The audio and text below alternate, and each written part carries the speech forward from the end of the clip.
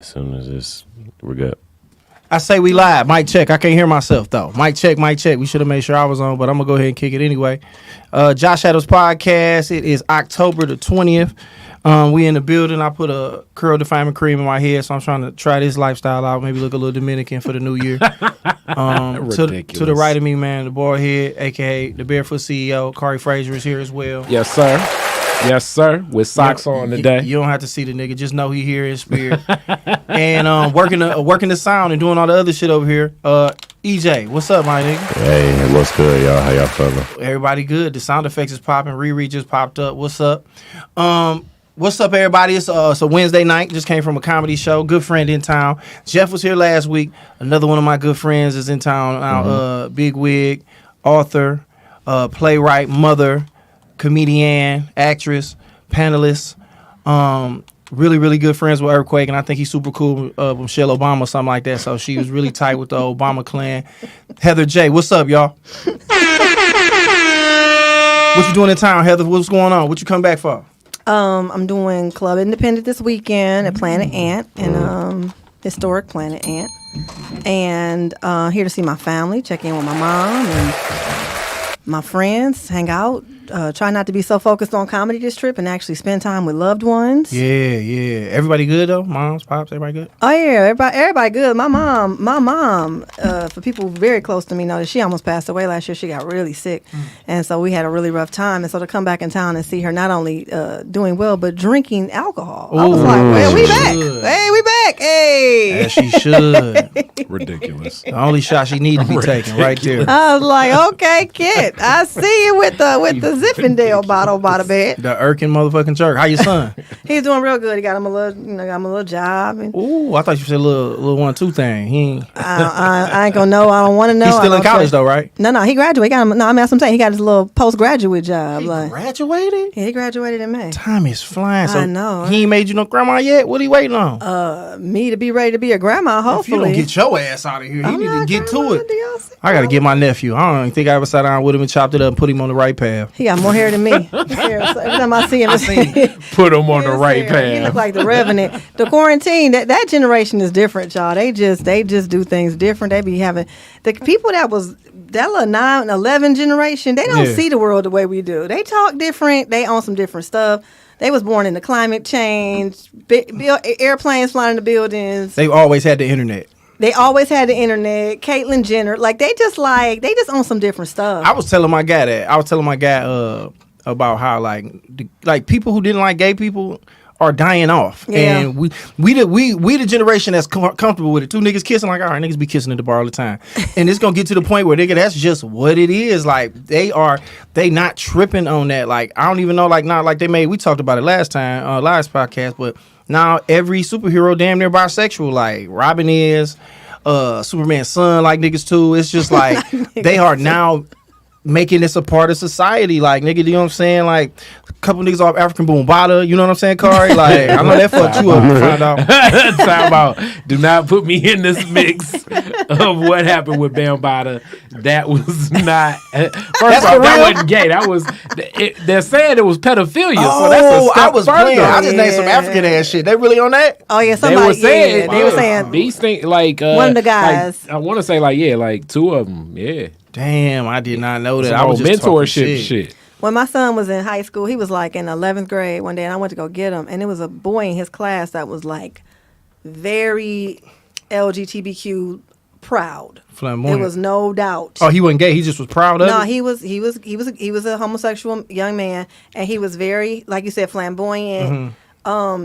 I looked at him, and my knee jerk was like, "Oh my God, they're gonna beat him up. They're gonna something bad's gonna happen to him."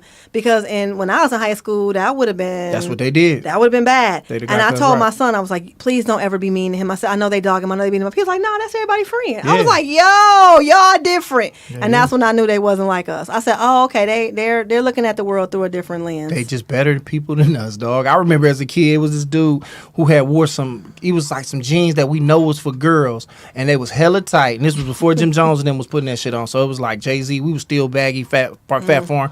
Nigga had on like some tight ass pants, and they had like the little beads up the side. And he might not even been gay. He might have just thought the pants was sweet, but niggas was calling that nigga Cisco for the rest of the year. We was on some bullshit, but we all different now. Now I'm out here with curl defining cream in my shit. You know how bad they would talked about me? Look at this curly head nigga right here, cuz. They thought I was something wrong with me, man. Hilarious. But we living in different times, like Heather said, and you heard, and so I mean, like, let me ask you this, because I heard the way you said LGBTQ'd out. Like, are you super like watching what you say now? Because you came from the crib where we say what we want to say, and now you out there amongst the, you know, where industry at. Do you got to watch what you say and how you say it? I mean, you kind, everybody kind of needs to be aware. It isn't just about the industry. It's about, we know people that live this life. Mm-hmm. So I have a friend who's a gay man. I'm not gonna say nothing that's gonna hurt my friend. Like, he's my friend. You know what I mean? So, you know, people got kids, people got siblings, aunts, uncles. Somebody came out the class. I saw Marsha Warfield a few days ago at the Improv. She's 60-something years old. She the last of the Richard Pryor clique. The last of the living Richard Pryor clique. Yeah. So she and her probably mid-60s or something. She just came out the closet. Damn. That's somebody's auntie, somebody's OG. You know what I'm saying? Yeah. I don't know. She might even have kids. I don't know. But I'm just saying, so what, you gonna dog her out? You know what I'm saying? You're gonna dog her out. You've already known her all these years. You've already loved her all these years. And now here you are about to be mad because she living her truth in her 60s. I mean, to be in that car. But when you get to that age, when you older, you don't care what nobody think about you. So she probably like, I don't think she do. I definitely, I didn't get the impression she was worried about it at all. But I'm just saying, like, if I'm going around saying certain kind of words, and then I'm like, and then somebody who I love is in that life, then what? How do you look at them? I don't know. I think a lot of people are still in the closet, and I think a lot of people are still afraid to tell people that they love because they're afraid of that bad reaction. I just don't want to be the reason nobody can't be who they want to be. Yeah, man, be who you want to be. You know, I always say on here that being in the, like, doing mainstream rooms, I got more comfortable with being around gay people because they was just there, and I was like, damn, these actually people I can call my friend, and I see them and I chop it up. But then you get over to the urban side of it, bro, it is the weirdest. Like, they don't play that at all. And, like, you can even see them come over because I would do shows and they would perform, and then the audiences would be like, what is cuz talking about? Like, he suck dick. Like, that's what he do. Like, why y'all don't think that's something that people do?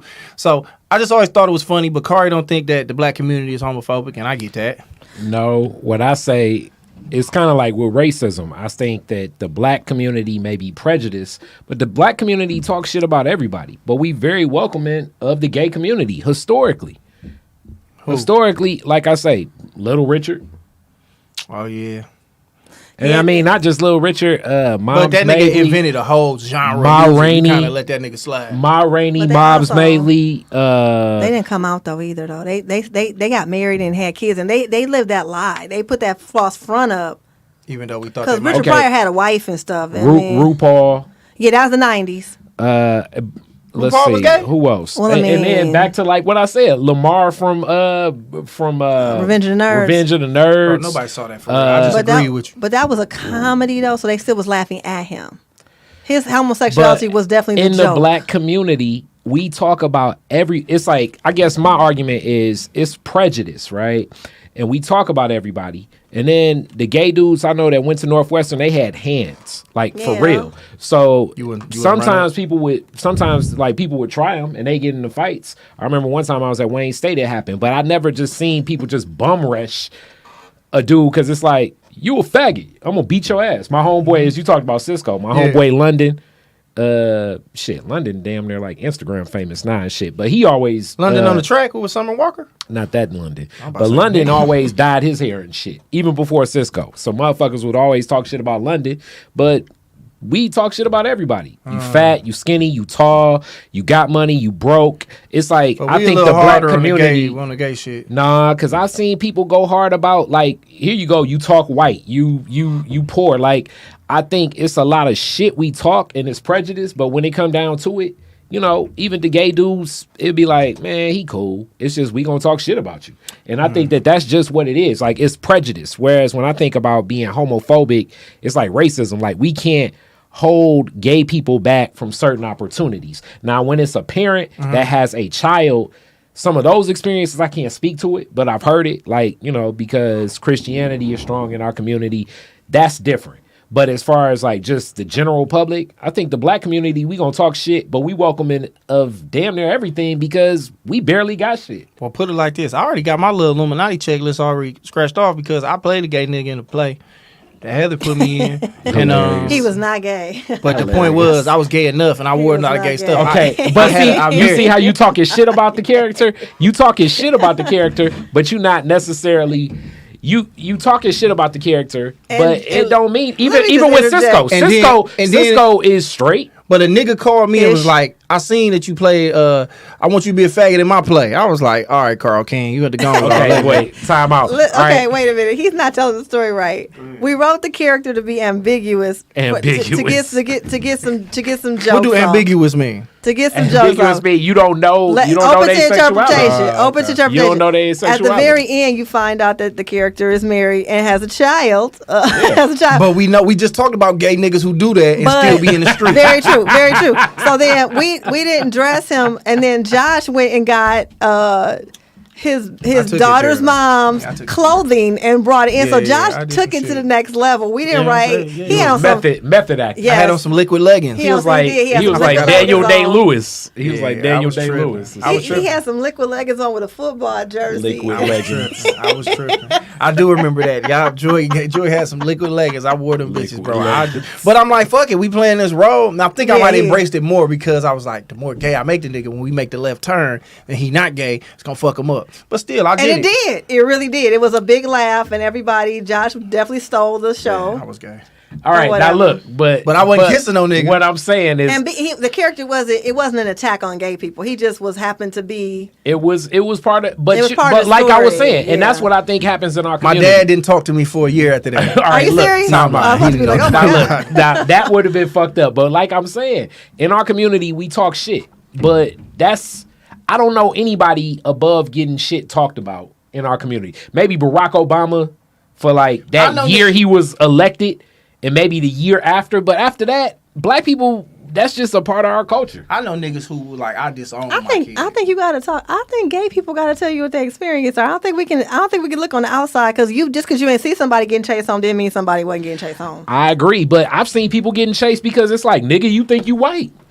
Yeah, but that doesn't make the gay person feel better. And I'm not saying, but what I'm saying is like when we talk about this shit, I mean, it's a lot of. It's like, listen, we dogging everybody out, get in line, everybody. If we don't dog you out for this, we don't dog you out because you fat. Like it's all fucked up. I'm not saying it's right or it's wrong, but I'm just saying it's a part of the conditioning of hurt people hurting people. True. It's a big part of our culture. I just know I could tell how the audience changed when they was talking the shit they was talking.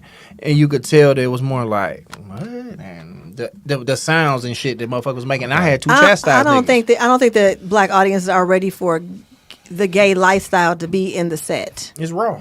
Because it is raw. But if you think about it, a straight guy can go on stage, he can say, so I was hitting this bitch from the back. A woman go on stage like, you ever been sucking a dick? But if the gay guy go on stage and say that, everybody like, yeah. It's like, y'all been listening to people talk about their sexual behaviors all night. When you said that, this is what I thought of immediately. Here's the difference. You go into the white room and everybody's a little more accepting. I've heard some groans in there too, because at the end of the day, if the joke ain't good, if it's just a joke about you sucking dick, it's probably not a good joke. So I've seen it be more tolerated though. Yeah. It's the same number of gay people in every room now. That's the difference. Black people be thinking ain't no gay people in the room because you can't tell. And it's like, if it's 14 gay people in that white room, it's probably 14 gay people in this black one too. Okay. They just not out, or they just not letting y'all know. But it's like, yeah, it's not less gay black people. And I think a lot of black people think that they're less gay black people. Okay, now I agree with you there. I don't think that. But I also think in the crowd setting, it's certain things you can bring up where it's going to suck the air out the room. Yeah. You know, and homosexuality in a black room is one of those things. So I've also never heard it done right either. Honest, I'm gonna be real with you. I've never, because I've seen Flame Monroe do it. I think Flame Monroe can come into a hood room and still get laughs. Flame from Chicago, yeah. Yeah, because Flame know how to write a joke. Yeah, Flame know how to write a joke. Everybody I've seen attempt it they're not writing good jokes, in my opinion. It's just gratuitous. It's like, so I sucked a dick. Okay, well that's not a joke, bro. I'm sure this next Billy Sorrell special is going to get a lot of views because that's definitely going to be probably one of the topics he's going to have to go into. Yeah, he's going to, I mean, I guess if he feels he needs to address it, that's up to him. That's up to both of them. Well, somebody going to make sucking dick cool. You know what I'm saying? And I don't know who going to do it. I mean, am I talented enough to do it? Yeah, but I ain't finna suck no nigga dick. You know what I'm saying? To be able to say I did it. But I really just, like Heather said, it might be new. It's a new frontier, honestly. Yeah. Like, maybe they probably got a dog-ass gay open mic where they be getting off and the shit is working. It ain't? No, I've been to the gay shows. They no, and they're definitely struggling. Here's the problem. This is why I call it the Chappelle effect, and this is why I hate when Dave Chappelle drops specials. Everybody wants to be real. Everybody wants to be real. So I'm living my truth. It's a comedy show, not a truth show. You know what I mean? So to me, the gay comics feel like they feel like the gay thing. In comedy, you're taught like, okay, what's that one special thing? Like, what's that one thing you can talk about? And they automatically say it's me being gay. And it's like, it might not be you being gay. It might be the fact that your mom is this way or your dad or that job. It might not be you being gay. But they all think it's me being gay. So it's a lot of repetition, a lot of hackery, and a lot of like, nobody really knows the joke. Because on the one hand, you're saying, don't laugh at me because of who I am. On the other hand, you're saying, I'm going to tell you who I am, not laugh. I think they just need to be comics and stop worrying about being gay comics. I think I feel you on that, and I guess that same argument can be made on a lot of levels of comedy, and to make those jokes, to make them connect, it's a different. Like, you got to know the pulse of a crowd. Like, the great comedians, you know, y'all do it for years, decades, and shit. It takes a long time just to know even how to check the room, how to know your timing, how to, you know what I'm saying? But you even can get the away best with ones. Yeah. Because even with Chappelle's last special, it felt like, damn, he needed some more time. It felt almost like he was making more of a statement, as you're saying, than like the jokes getting off. Like I could tell, like, okay, with these other specials, he had more time in front of more crowds, doing more stuff. Because I think, you know, COVID and other things impacted it, but Fam is evolving to something else. Like, I think comedy is something he kind of getting away from it. He growing. I think he's trying to go out with a bang too, because he said he wasn't doing another one for a while. And I think doing 4 specials in 2-3 years, that's never been done before. Like, that's hard. That's hard. You're not going to have 3 killer specials in 3 years. That's 3 hours of material. That's a lot. It takes a long time to get 10 together. People he had writers and stuff too, but like you said, he probably wasn't able to work out the same. Even though Chappelle can go up anywhere, nobody's gonna stop him. But he worked out because he was in LA quite a bit, just popping up. But I could tell, like on some of the setups, it just seemed like compared to the other specials. Now this is just from a fan looking. Like, even the transitions seemed like he worked those transitions a whole lot differently. The other times, whereas the transitions this time for this special seemed to be a whole lot more like, it seemed like a hard turn on a lot of it, like almost like, let's talk about this, let's talk about that, let's talk about this, whereas with the other things, even how he recalled, like the O.J. Simpson thing, the whole, you know, like, he's great, but he rapes, like the whole Bill Cosby thing, and you know what I'm saying, like even the whole Emmett Till joke, you know, the lady kick her right in the pussy, like it's like I could tell, like, okay, he's been working this shit, you know what I'm saying. Whereas this one, it definitely was funny. Obviously, it was some parts that was funny, and then it was some parts where I'm just looking, where I'm like, okay, he's giving more of like a monologue pontificate. And niggas make me not want to watch it. I'm probably, exactly. You know, I haven't watched it. I'm gonna get to it by the time I watch it. I said all the hoopla gonna be wearing. Yeah, all the hoopla gonna wear off when I watch it. Yeah. Because it's too many opinions around it, but definitely if. And then some of the points he made, it's like I follow where he's coming from, but making it more of a joke, I thought he was like getting more of the point across. Because to me, his premise was, it's not a problem with the LGBTQ community. It's the fact that they have like jumped, I guess, in getting equality, the line of black folks of what that equality is, and it's something where he's like, I'm envious of it because it's still some struggles we dealing with as black folks. That shit don't sound funny either. But it sounds real, but it don't sound funny. But like how to make it just was harder to. Y'all also got to realize, because everybody got so mad at Chappelle, and it's at the end of the video it says Team Chappelle, and it lists a whole bunch of comedians. Michelle Wolf, Marshall Brandon, his team, his Donnell Rollins. He has writers, y'all. You know what I mean? So it's like You got people fucking with him, man. yeah, you got. Speaking of writers, we got another funny comedian, a homegirl of mine, Lamert Parts on. Lamert Park. Neighborhood Male. She's not Lamert Park. Neighborhood. Shout out to Don Kennedy and them. Neighborhood Male. Let me chill out for they been fuck with me on that shit. Like, You gonna have some. Yeah, you gonna have some on the Slauson 108. bloods running up in here. I got a bad story about the marathon. Tell us the bad story about the marathon. We here to be real. All right, so I Rest live in in peace, this. Nip. I live in Hollywood. I live right off Melrose Avenue, and right behind my alley is a Nipsey's old studio. Is actually we share the alley together. So when I moved in, it was after he had already unfortunately passed away. So they were more or less cleaning out. They would hang out there. I would see marathon trucks and stuff. I would see his brother.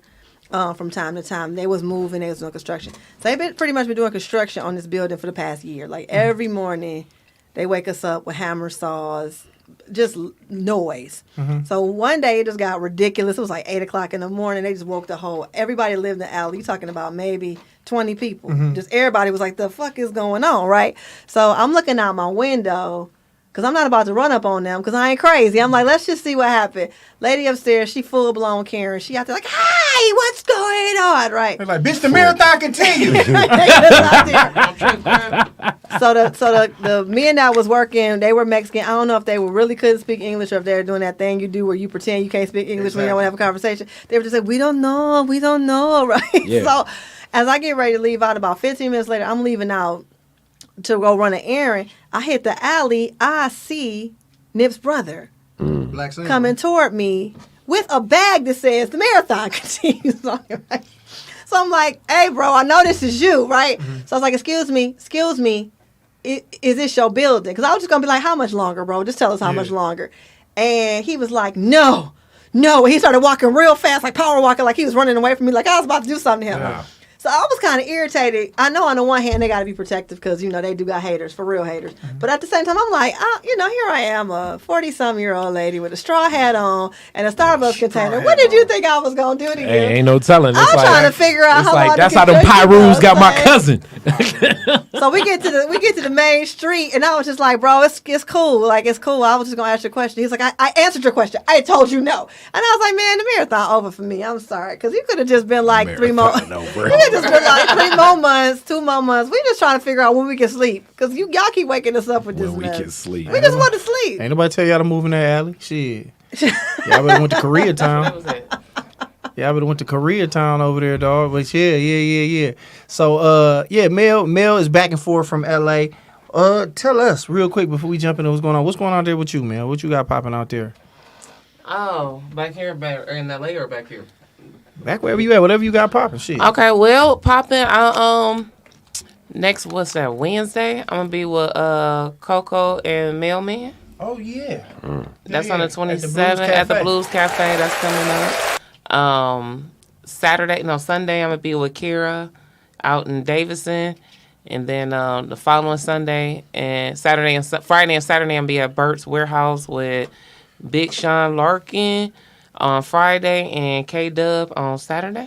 Bro, that's so crazy how versatile we got to be in the city. Like, all the people that are the top out here, they have to be able to go to the east side over there off 7 Mile and Gratiot, and then also be able to go all the way out to Davidson, Michigan, to be able to be funny. And, like, it's so funny to me how people kind of don't even try to even be as, you know what I'm saying, versatile to do that kind of shit. Like, motherfuckers, I know people who want to stay on one side and that's all they want to fuck with.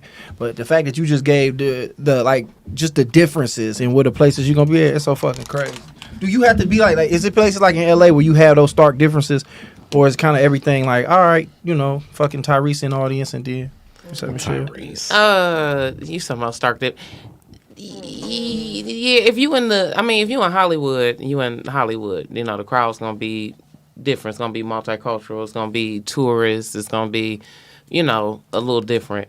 When you're in the neighborhood, it's going to be the neighborhood. Now, what I will say is, because there's so many, Mexicans and Hispanics and stuff like that, that's different for me, being in the crowd, as to where we used to more Middle Eastern, so those kind of little subtle differences and stuff like that. But for the most part, I will say that's pretty much the the biggest difference to me.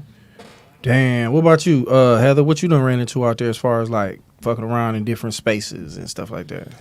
To me, the biggest difference is industry. So if it's an industry room, it's not about black room, white room, hills, hood. It's about industry. So if it's people in there that could change your life, that's an industry show versus a room where ain't nobody in there can't do nothing for you. Then that's the room where you go in there, you maybe just be like, do some new stuff. But if it's a known industry spot, you don't do nothing new in there. You don't try nothing new. You go in there, you do what you know work, and you network. And you got to be likable, and it's just a different. And that's the same on the black side and the white side. I got this question in. So in the industry room, are the other comics like, you know what I'm saying? Like, is it more competition when the other comics are there? Like, does it change the energy even for the show when you know that like, I don't know, Tyler Perry's in the crowd? No, everything is subtle. So any hater you got is smart. No, nobody wants to look negative. I did the joke tonight where I say the negativity. Negativity is something they say they hate. Everybody does it, but they do it real low key. So nobody's gonna do anything that's gonna make everybody give an go. Example. Give an example. Okay, I call it the Hollywood. I call it the Hollywood compliment. So let's say I wanted to say, this is my friend. He said, let's say you knew Mel. He said, you know Mel, and I wanted, and I don't like Mel. This is what I'm gonna say. Oh my God, I love her. She's awesome. She owes me $30, and I think she might have stole some money out of my purse. But she's a great girl. That's how they talk. So you gotta listen. They'll throw the little shade, but they always gonna start strong and end strong. And there's always gonna be a smile like there. So if you're across the room, you you don't realize that they're saying little dirty stuff. And it's always like a jab in and out. So if Tyler Perry's in the audience, no, I don't think he's nobody here. He's not, but Atlanta maybe, but not LA. But let's just say Will Smith or somebody who people believe could change their life is in the audience. Okay. Nobody's gonna do anything different. Everybody, what they're gonna do is they're gonna try to get the picture. Everybody gonna want to get their picture and they FaceTime. Nobody's gonna be mean. Nobody's gonna throw shade. But if you get to go up on that show and you don't get the fuck off, like if you don't kill it, bro, you just go home. Like, because it's going to be like, because it's like that was your shot. Like, that was your shot. So that's what they're vying for. Whoever don't like you in the room, it's going to be very undercurrent and very subtle. How much of it is your shot of being in the room with them?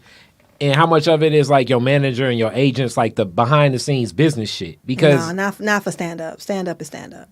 Okay. Stand up is stand up. So if you get to go up, like last time I did Chocolate Sundays, Kevin Hart showed up. He did a pop up because I think he's getting ready for a special. Mel was there. Rodney Perry popped up. It was just like people in the audience who was like, oh, these are people who you want to see you do well. You want to get on their radar. That's all you're doing. You're getting on their radar. Now, if you work with them or something else, that's when your agents and your managers. But getting booked on the show, that's not agency. Okay. That is relationships with club bookers, just like it is here. Okay, so for the stand-up, it's straight up like they got to see you work. But for the movies and the TV and all the other shit, it could be the relationship stuff. Why don't they feel like Tyler Perry can change their life? Don't that nigga got a whole football field that he's shooting? I mean, I think he's changing lives in Atlanta. I don't know what he can do for everybody else, but I know he's changing lives in Atlanta. But I thought, like, once you get to that level, nigga, he know Oprah. It's like, nigga, Oprah can change everything about people.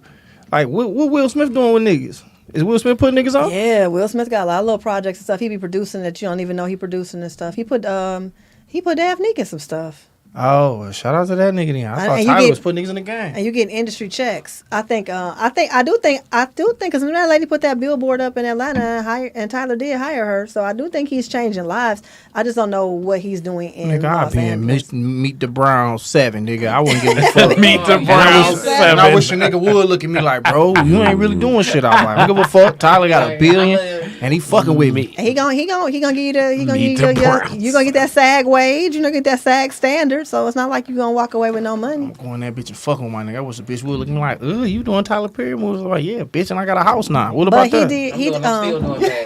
He did All the Queen's Men. That was Christian Key's book. He probably wrote 10, 15 years ago.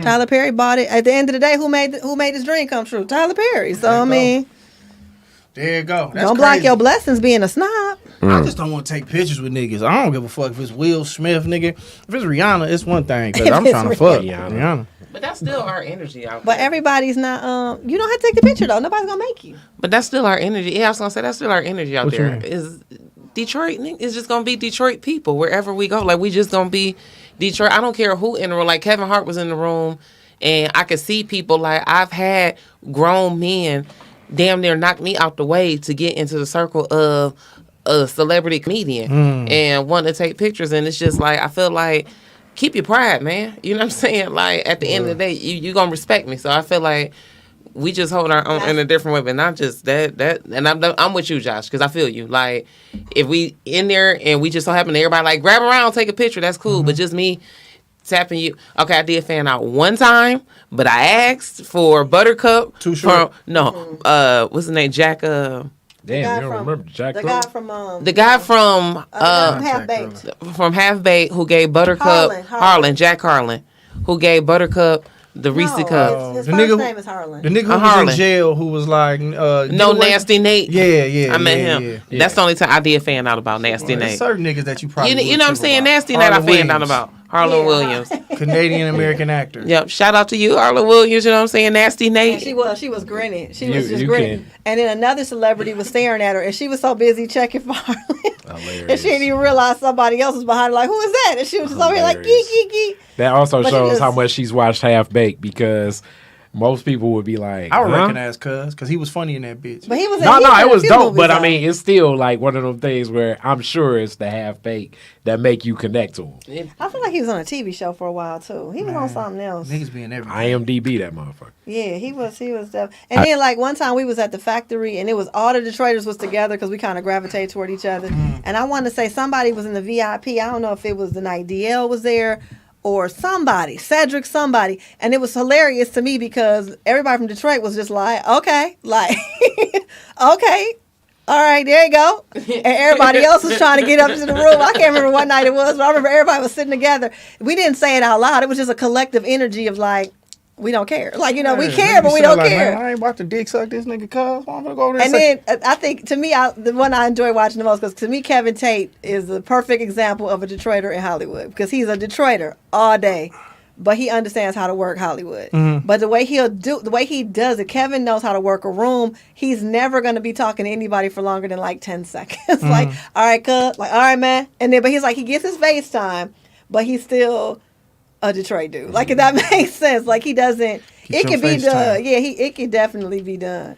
I guess you got to move through that bitch presidential like that. I just know. You just got to get to the point where I look at Ron Taylor a lot. Ron Taylor be in his own world talking to whoever about whatever ridiculousness he want to be talking. I got a picture of Ron Taylor. If you didn't know, you would think he's getting ready to fight. He literally was debating Michael Jackson versus Beyonce. Oh yeah, right? Like he'll be that intense into the stupidest conversation with people, and people will come up to him, "Hey man," and I'm like, "That's what you want. You want to be able to be you, and they come to you, not you have to chase them around." I almost got into a fight over that nigga out there on that shit. They was fucking with him. It was weird because I didn't know these niggas was friends with him, but it seemed like they was bullying him. And Ron built like a nigga you supposed to bully. Like he got this fro, his hoop earring, and he had a button-up shirt that it didn't button like this. It was like the button-up shirt. So they kept ripping his shirt open, and he was like, "Hey man, stop!" You know how Ron talk, and I'm sitting around looking like, "Did I punch somebody?" And I was like, "Who the fuck is these niggas, fam?" And come to find out, one of them was on SNL, and another one was writing on some shit on Netflix. I was like, "Bro, I don't give a fuck about none of that." And then Heather was like, "Josh, you can't be," you know what I'm saying? She was like, you know what I'm saying? Like, you have to do this to do that, because if they think you don't like them and all that. And I was like, bro, I'm grown. And I understand what you're saying, because, Josh, I'm not that different from you. My attitude had to do with 180 as well. What you got to understand is they just don't know you. It's not that they're trying to shit on you. They simply don't know you. We've been living out here 7 years. We know each other. Ron been out there a long time. You new in town. We just don't know you. It's not to say that once we know you, you can't be yourself. It's just to say dead ass. We just don't know you. We will be the same way if somebody moved to Detroit and came around us like, "Oh, I'm the shit in Cleveland." We be like, "Nigga, we don't know you." Or whatever. And that's pretty much what it is. And that's what we do. But that's the one thing. Nigga, who came out there and say, "I'm the shit where I'm from"? Nobody do that. But it be, no, we do. It just be the walking around. It just be the walking around. Attitude, but sometimes it might the be attitude. It might be walking with your head up and your chest out, and it's like not even that. And we're saying we funny. We tell them we like we funny. We funny. I ain't never said I was funny because we trying to get on stage. And the first thing they say like, "Hell yeah, I'm funny. Hell yeah, I'm funny." So it's like you, Khary, you're right. We move very arrogantly.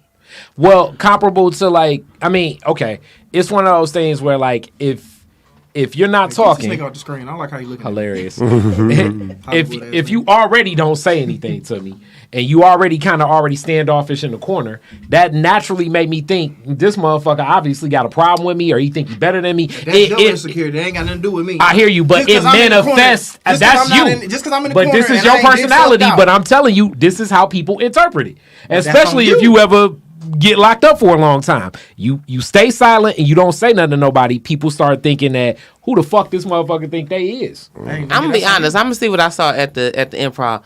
Josh is a handsome, confident man. Josh walked over there. I'm gonna tell you what happened. That's my brother. Josh walked over there. It was some ladies sitting at the bar. It was a guy talking to the ladies at the bar. Josh politely just walked over there, stood right there. The girls totally just. Josh started playing air basketball. You know what I'm saying? He done went in like this. You know, when Josh hit with he ain't paying you no attention. Yeah, they instantly stopped paying attention to old boy. Yeah. He done got mad at Josh. Yeah, bumped Josh. I remember that like everything. Right. But I was like, I did watch how everybody watched him move through the room, even without saying nothing. Like I watched how, and it is just the way that people move through the room. But what I will say. Would have people just, I was like that, they just didn't know you. But now I've been going back and forth. What up, though? Oh, there go Detroit. What up, though, girl? You know what I'm saying? And I'm just me, because I just, and people are great, because people will just sit there. You just find your tribe. Whatever y'all talk about, you going to talk about sports. Next thing you know, it's going to be a bunch of Negroes coming over there to talk about sports. Next thing you know, you're going to figure out who hooping. Y'all going to hoop the next day. And then you got people that you hoop with and you cool with. It's just, we didn't get a chance to reel it all the way in because everything happened. But it's just, you got to just give it a second. But people you just got to find your tribe. Now, this is where the Detroit and me kind of stick up. And this is where any of those scenes where it's weird. Because then you meet somebody, and then this is where a person may say, I'm acting funny. It'd be like, oh, man, you want to go hoop tomorrow. And it's like, I don't really know cuz. I don't know who he cut with. I don't know his relationships. Just like my neighborhood. I remember one of my rapper homeboys moved like 2 blocks away. And he got his house broken into like 4 times. And I was like, God damn, man, like who he moving with? So then I had to like call the homies. He was buying weed from people in my hood. And for people watching, if you move into a Detroit neighborhood, do not cop weed in that neighborhood. Buy your weed from wherever you used to buy your weed because it changes the dynamics of the relationship. This was back in '97.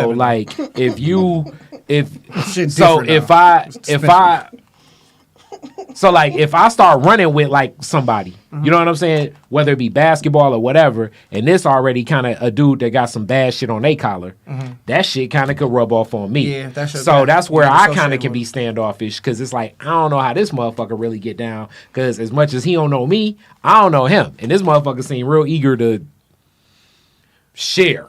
Chances are y'all gonna go to Venice, and unless y'all gonna get shot, and then everybody getting shot up on the court. You know what I'm saying? And that's just all it is. So that's just it ain't like what you gotta do is you gotta mentally disconnect from that hood thinking because you're in a different hood now that runs completely different than the hood And right. And if you trying to make moves and because he's not gonna come up like, hey, you want to go play basketball? Because I would be worried about that guy too. It's more likely gonna be like, hey, we play every Monday here. Boom, come, don't come. They don't care if you don't come. Nobody's going to be looking for you. Cool. It's going to be like that. It's not going to be like, let's go play basketball. Yeah, together. And that's where I guess I would. And I'm just saying, like, anybody that seem a little too eager and about whatever the opportunity may be. It'd be like, because you don't know how people cut. When I think of Hollywood, I'm thinking it could be some drug shit. It could be some weird sex shit. That could all still be what's weird sex shit? That could be here It could be some weird orgy type shit going on. What's weird about the orgy? Because motherfucker, I want you to be homophobic, nigga. Go ahead and go right where I was saying. I don't want no niggas fucking around me, fam. Don't put, this marathon will stop. Don't put me in none of that weird orgy shit. No weird drug shit. No, I'm not hooping butt naked. No, because that's where I'm thinking like that Hollywood shit. It's gonna be some strange shit that I'm unfamiliar with. I agree. Or some like Scientology type shit or something like. And then I'm sitting up here like, yo, you my ride. I'm gonna fuck around and Uber the fuck up out of here. Snort a little coke, man. Nah, I'm not snorting a little coke. You're not 100% wrong. Here's the difference.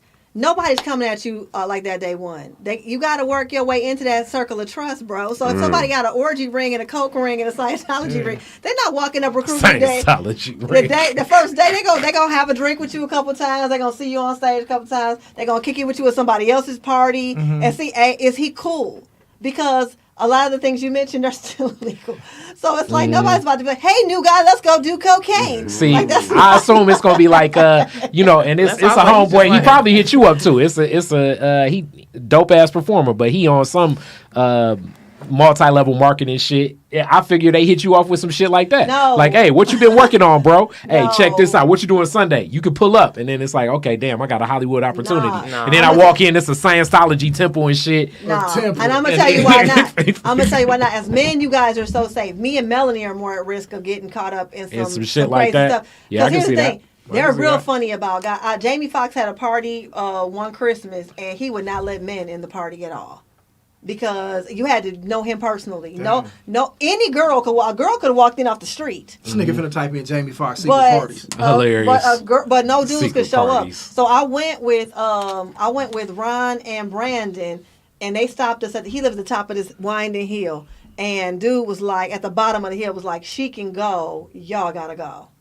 And on dead ass, and expecting me to walk up the hill because like his car can't even go past this checkpoint. So if you want to go, you walking up the hill. Shit, and I was like, and that's very common. You know you fucking if you walk all the way up that hill. You gotta have a strong. You know that nigga Jamie Foxx like, hey, did you walk up this hill? Oh, so you down to fuck? Sign this NDA. And I'm about to put this Wanda mask on. So that's this Wanda wig on. I'm ready to fuck. I'm ready to go. I'm ready to fuck.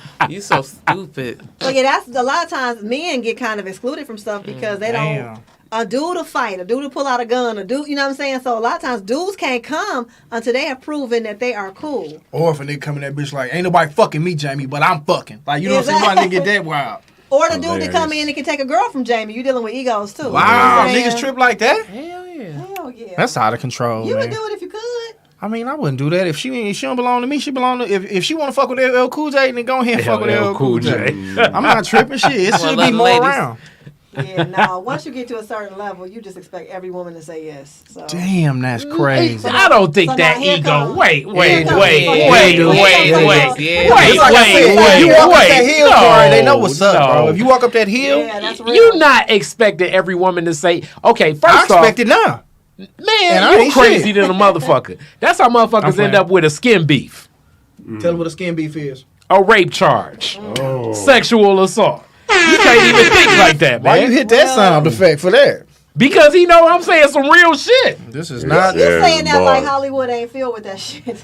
And what I'm saying is that's why that shit happened. You gotta know. It's like at this point in time, you damn near gotta... I think if you got something to lose, as I said, the brother with your name, your cousin, and I'm looking at Deshaun Watson every week, and I'm thinking to myself, like, what the fuck, bro? His whole career is over. And if this shit you can lose your whole fucking... You can lose everything you work for just because of that attitude. Well, some of them can. Well, let's put it like this. It's still a gamble. At this point, we thought Robert was cool. We thought Bill was cool. And that shit can catch up with your ass. Eventually. It's damn near like, it's no statute of limitations on that fuck shit. Yeah, but some of them just sitting down for a minute. It depends on what they do. Shit, Elvira just came. Will Chamberlain did, and Elvira just said Will Chamberlain was on some fuck shit with her. Wait a minute. She said what? Elvira, the Elvira Will Chamberlain. Doctor. She was a doctor? She calls herself Dr. Witch or something now. Yeah. That was the lady with the... Yeah, let me see, because I'm not too sure who this person is. I think I know who Elvira was. She was like the character, right? Yeah, from the Addams Family. Oh. And then... she was on the Addams Family? Well, no, not the Addams Family. What's that shit? Like the creep... The creep show. Like, she like do hard... She got a Netflix special out right now. Still do. She was a stand-up comic. Like Tales... I never knew that. Like Tales from the Crypt. The Crypt Keeper, she was the premise of it. Though the Crypt Keeper he invited her to check out his she custom-made closet. She would host like the little creature features on Saturdays. That's what it was. Yeah. It turned into a traumatizing experience that Chamberlain forced her to give him oral sex. Well, the nigga 7 feet tall, his dick right there. Oh my God. 1 second. All right, talk about. I do not co-sign. I don't think he forced her. I'm just saying, you walk into a fucking custom-made closet. This nigga 7 feet tall. He scored 100 points, and you at his dick. And when a 7'1", 300-pound man has his head wrapped around your neck, That's really all you can do. Well, I mean, that's fucked up. If Will Well, did that, remember, he whole ass nigga. remember he said he had sex with 20,000 women or something? He said Okay. it's the reason. When he that- wrote, I got you the had book. 20,000. I got the book. He said he wrote at that time it was 20,000, but he said after the fact, before he died, it was a lot more. Okay, but were they all consensual? That makes me think now maybe they would. Because 20,000 Let me put it like this. consensuals, that's Okay. a lot now. That's a lot. I think Wilt was putting up some strong numbers for a couple reasons. He owned a nightclub in Harlem, 20,000. and he owned a nightclub in L.A. And I want to say he owned a nightclub in Miami. That's Every nightclub he had. That's 5,000 consensual pussies each club. Every nightclub he had. That's 15 at least. He had an apartment up top with his bedroom Okay, and but all it's that only shit. 365 days in a year. Oh my gosh! You know what I mean? Times a day. He only won one championship, so that tells you That he expended wasn't his really energy doing other focusing. shit. Yeah, Clearly. yeah.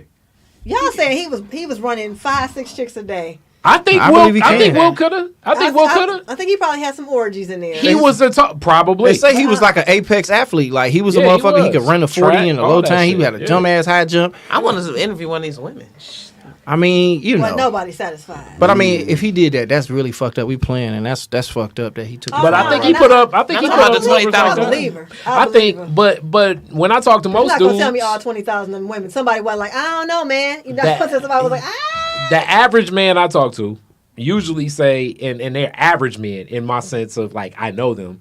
I don't know, about 100 or something by the time they 40. That's what most men say. I gotta that's step that's up. My 2,000 game. more times than 100. Okay, but they're just they just work at fucking Quicken Loans. So when you put the road, all the NBA, time. 2,000 times. It's 300 days. I in know a what year. you're saying, but Olympic, you got the Olympics and all of that shit. And then you got to think about orgies. He probably just popping Yeah. dick one, Yeah, popping he dick probably, here, he, pop, I pop, think pop, pop. he probably All had day. a lot of orgies. He probably I was just don't- down with the Scientology, cocaine, orgy parties. Now you And I throwing don't shit on my think nigga. that- Nah. Wait, Now he a Scientology. on the man. I He was don't out there in think- LA. right now. I don't think He all was out there in 20,000 LA. women probably wanted to be there. You're not going to tell me some of them women just wasn't high at the party and just had to go along with it because they just didn't want to get thrown out the party.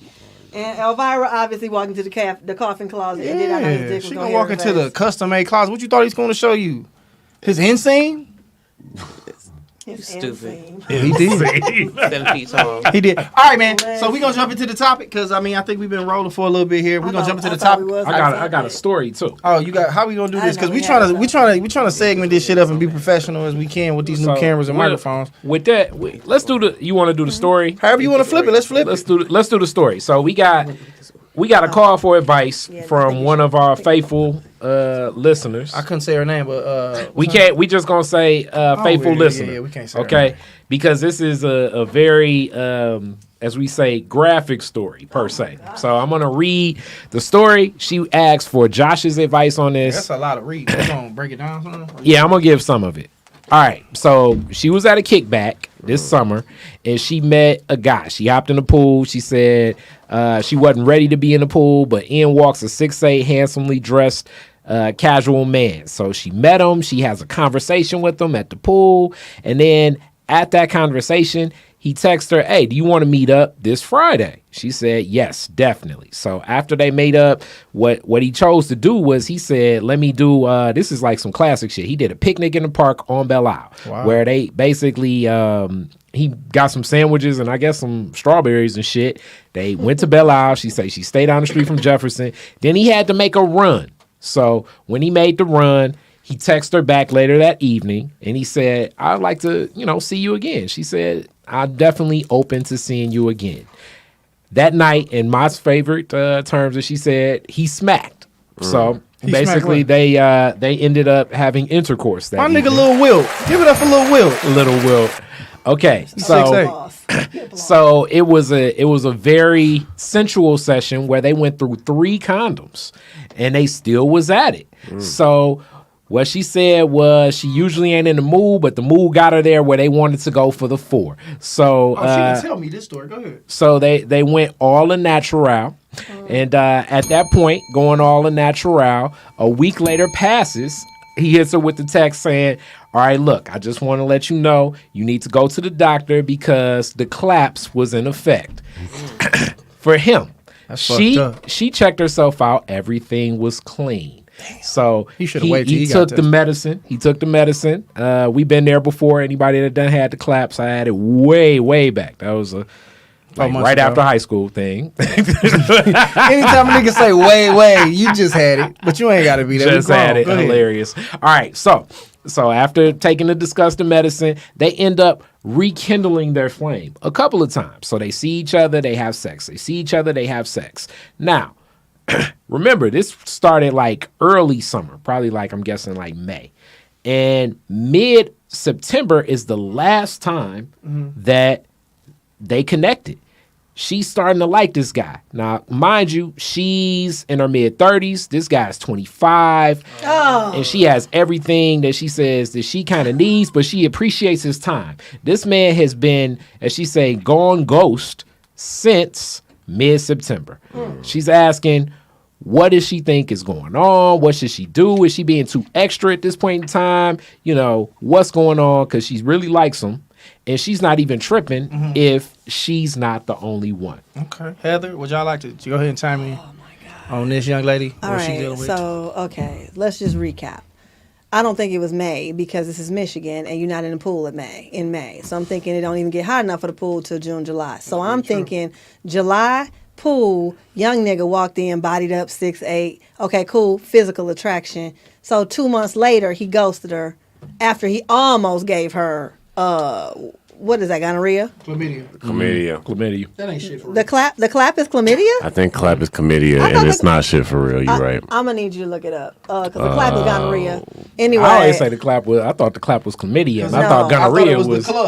It is gonorrhea. She's right. right. Oh, she's right. Okay, so chlamydia. Oh, shout out to Heather for doing her STD she said chlamydia. She didn't say the clap. She said chlamydia. You said the clap. Okay. Yeah. Okay, so you gave chlamydia. Yeah, chlamydia ain't that big a deal. Okay, that's now you just take some antibiotics. All of it ain't shit. But let's keep it moving. No, gonorrhea, you gotta get that shot. You have to get an actual shot. That shot is real. Okay, if a needle is involved. Okay, so now all of it is shit. Children listening at home. All of it is shit. Okay, shit. so that it's actually, not as scary as you think. That's just the cost of doing business. Okay, so this is what I think. I think that she needs to. When we say ghost, do we all have the same definition of ghost? What's your definition of ghost?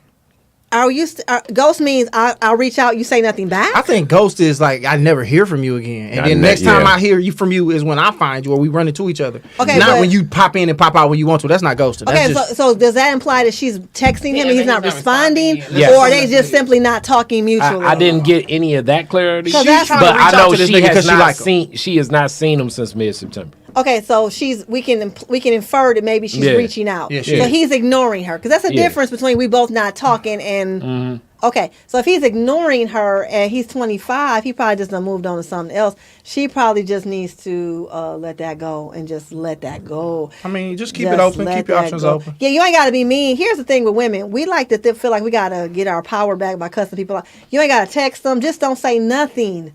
Just don't say, let it go. Just let it go. That's hard for women to do, but just let it go. Because, first of all, let's be real. One time I was mad at this dude, and then he had got carjacked at gunpoint. You know what I'm saying? Like, the world is crazy. So crazy shit could be going on in this nigga's life, and he just might not have the emotional energy to deal with her right now. My dad has stage 4. Yeah, I can't talk to you right now. So just wait. Just give it a minute. Let it simmer. And Detroit ain't that big. You're going to see him again. Y'all obviously got similar friends if y'all have at parties and stuff together. And just be easy. Because if I was 25 and somebody in their 30s was clowning, I'd be like, don't nobody want to be bothered with this? Yeah, you too grown for that. Yeah, I could have got a young girl if I wanted that. I think that's where we got the chlamydia from, but I'm just saying. Yeah, obviously. That's where we got the chlamydia from. I feel like this is an opportunity for her to just be mature and show him. She can show him better than she could tell him. And I think she needs to give him an object lesson. Like, this is how you end a relationship, young man. This is how you ain't have to do all that. Oh, first of all, don't call me young man. Well, he's 25. Don't come to me like that. Like, we know you're not going to come at me like young man just because you older than me. It's like, look, he's 25. I'm fucking you. I brought the picnic with the strawberries in it, and I'm out here making moves. I'm 25 years old, promoting parties. But young niggas always come correct. I was a lottery pick. You know what I'm saying? He probably playing for some JUCO. He doing something. He got his life together. And, you wouldn't be fucking with me. So don't young man be like, you just got me like that. Sometimes you still young man. See, here's the thing. What Heather's saying, I agree with. Yeah. But in my mind, none of the she ain't gonna do. None of that. Nope. None of it. Because the fact that, let me tell you something, I didn't end up with you can't rap bitch for no reason. Yeah. I didn't end up with that young man for no reason. At the end, I'm just saying, at the end, when you was like, So we decided to go for a 4th. She's stunned. She letting y'all know what he about. And then we just decided to go raw. She letting you know. And then that time you done went raw and everything. Oh man, it is a wrap. She finna text him and before it's all said and done, she gonna make a fool of her. She gonna do something. She gonna send a text something. She gonna do something. She gonna end up with she gonna have an abortion. She gonna do something. No, she ain't gonna do them. She just gonna show Dog up gonna somewhere. get it together. Dog gonna get it together. Time And this out. the great part about it. And this is what I love. And it's gonna be a great transition into what we really, you know what I'm saying, what we gonna discuss.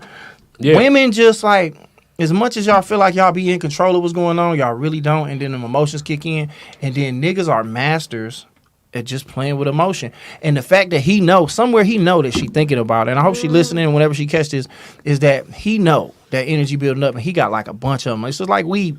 You know how they just plant weed and then they wait for it to go pick the crop and all that? He was fucking with you while he was planting other seeds. And them seeds sprouted. He's like, all right, I'm going to go ahead and I'm telling you, he was like, he's like, I got to go reap this harvest real quick. You know what I'm saying? He done already sent down planted these seeds. He's just going to come back. Right. So he a young nigga. He got it. He got the world on the string right now. So my thing is this.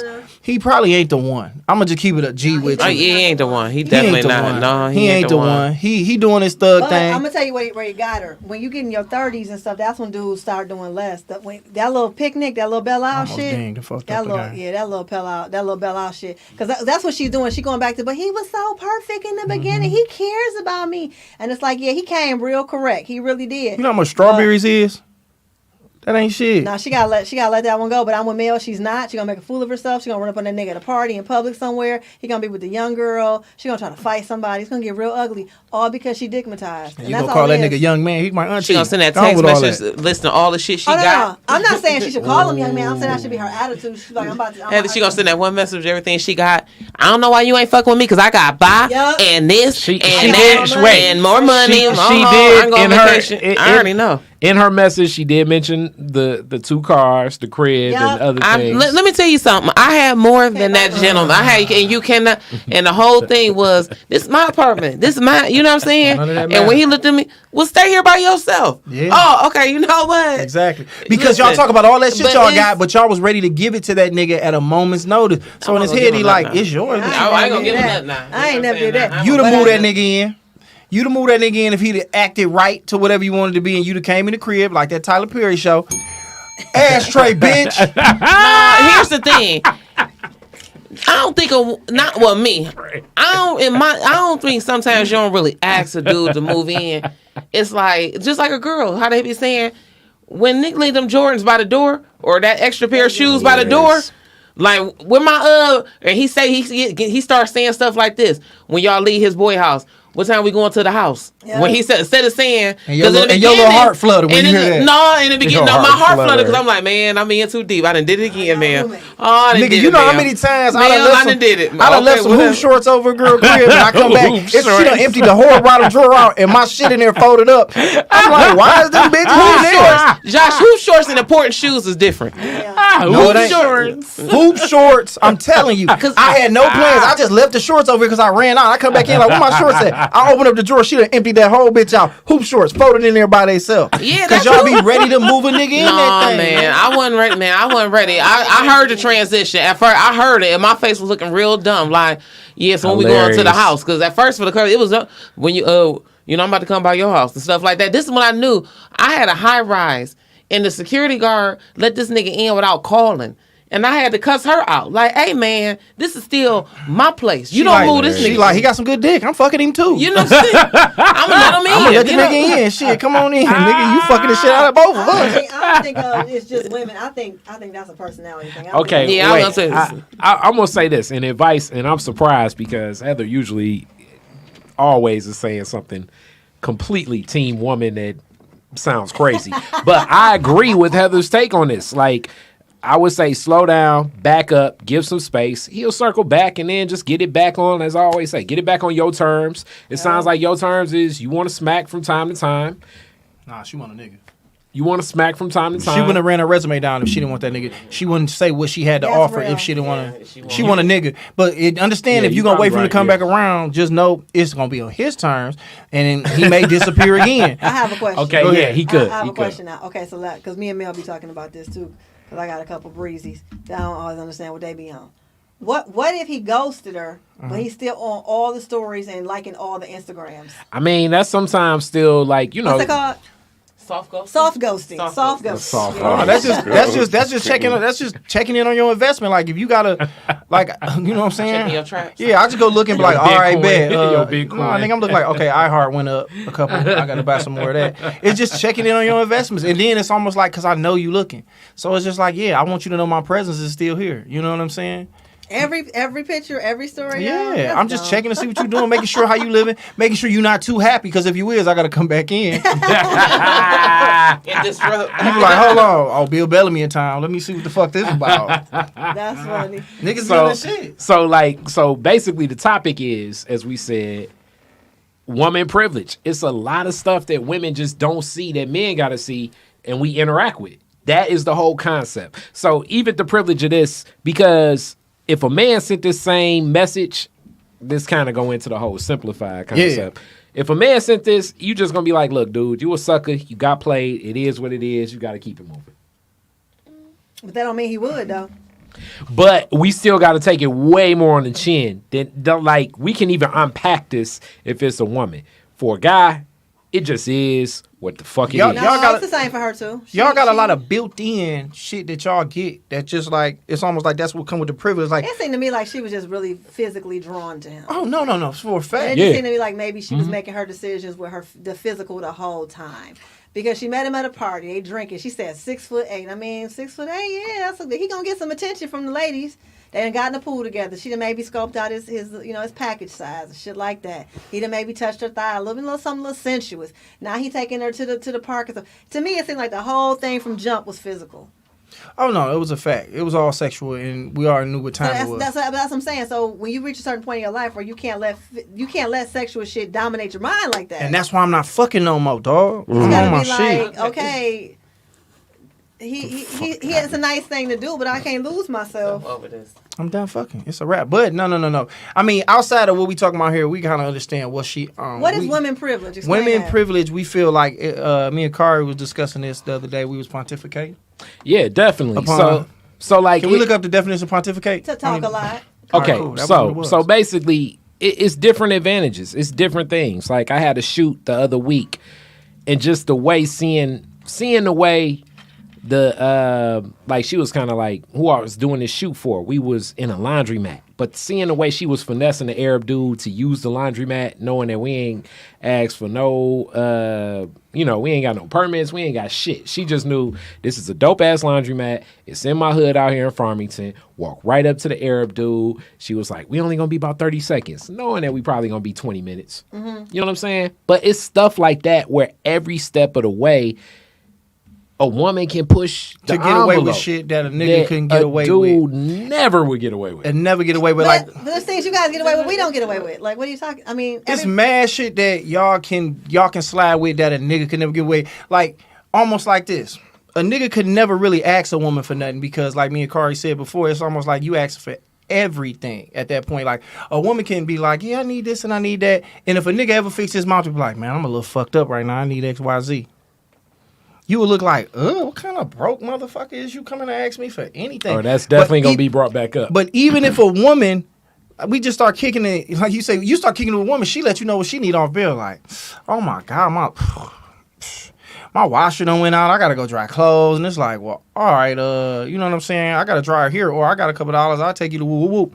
It's almost expected that we had to take care of whatever it is you got going on, even if we ain't been kicking it that long. Because if we don't fit a description of the nigga that you want to build with, then we out of pocket. But a man could never come that way. A nigga could never come that way. It's built into y'all to be able to know, like, if a nigga can't do for me, I'm not fucking with him. And then it's kind of from the tables that we're engaging. Yeah, I know so many broke niggas with girlfriends. Okay. But even if we know more broke women with niggas though.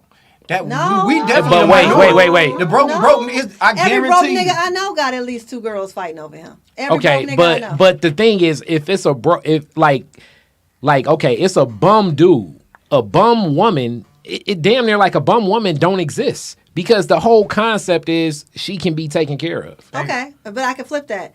Yeah, woman. Yeah, you're right. She won't be a bum woman, but you know what? She can't be ugly. You know who can be ugly, y'all. So I mean, everybody got privilege, y'all. Ugly Everybody got woman. privilege. Ugly woman. It's a lot of. Y'all could be towed down and expect the baddest bitch in the room. It's a lot of a girl. The guy who's towed down sister look just like him. She knows she ain't getting nothing but a dude that she gonna pay. But his you know bills what I know? I know a and, woman. I know y'all to fuck around and get with the nigga that's 6'8" that you met at the pool party, but then you gonna spend the ugly nigga to take care of all the other shit while this nigga dick you down and give you chlamydia. Very true. And you know so what that's the difference though. Yep. That's the difference though. It's an ugly nigga somewhere like, I want to give you the world. But then you sit around here like, why won't this tall nigga who get infested with chlamydia won't pick up the phone? Okay, that's very true. That's very true. And I can y'all got way more options than we do. No, we don't. Y'all got way more options than we do. And the dude. privilege is the fact that y'all can flip this around and say this shit when y'all know. No. What I'm saying is everybody got privilege. So the ugly dude with the big belly and the bald head that has nothing going for him, he'll have a bad bitch at home and still cheat on her, even though he got the dream girl at home. That's so crazy because I don't know no bald head fat niggas with bad bitches. Oh, I do. Detroit. I don't know not a nan nigga. You don't think Rick Ross got some pretty girls? You don't think? Rick Ross got money. But he's still ugly. But you got to bring something to the table. Really? Because Ebony got money. Precious got money. Who lining up for her? But men, we don't see women the same. We don't see women the same. Point exactly. But if a nigga fuck with Precious, he got to be coming to the table with something. But there's the privilege. She don't get the privilege of being ugly. Precious taking care of whoever with her. That's why she with that white dude. That's why she with a white dude. And she don't get the privilege of being ugly. Serena Williams. I mean, Venus told you that. She was like, "Oh yeah, they hit me up. I'm a fetish. Ain't nobody trying. And these black guys wasn't trying to be with me like that because they said I was ugly, flat out. So y'all, you don't see women the way men see women. We don't see money the way y'all see money. It's the same. Okay, thing. It's not a different privilege. It's not different. Y'all got y'all privilege. We got our privilege. What's a women's version of chivalry? Cater to you. Like, you understand what I'm saying? No, it's cater to you. No. Chivalry is legitimately like, I don't know you, but I'm gonna hold the door open for you because you're a woman. What is a woman's version of when she see a nigga that she don't know to be like, this is what I do for a man that I don't know? Oh, we do a lot for men we don't know. Like what? We help out. Yeah, we. It might not be financial. But if it ain't gotta be financial, but I'm just telling y'all, it's some built-in mechanisms that women just automatically expect, and y'all add it to that shit. We build dudes up.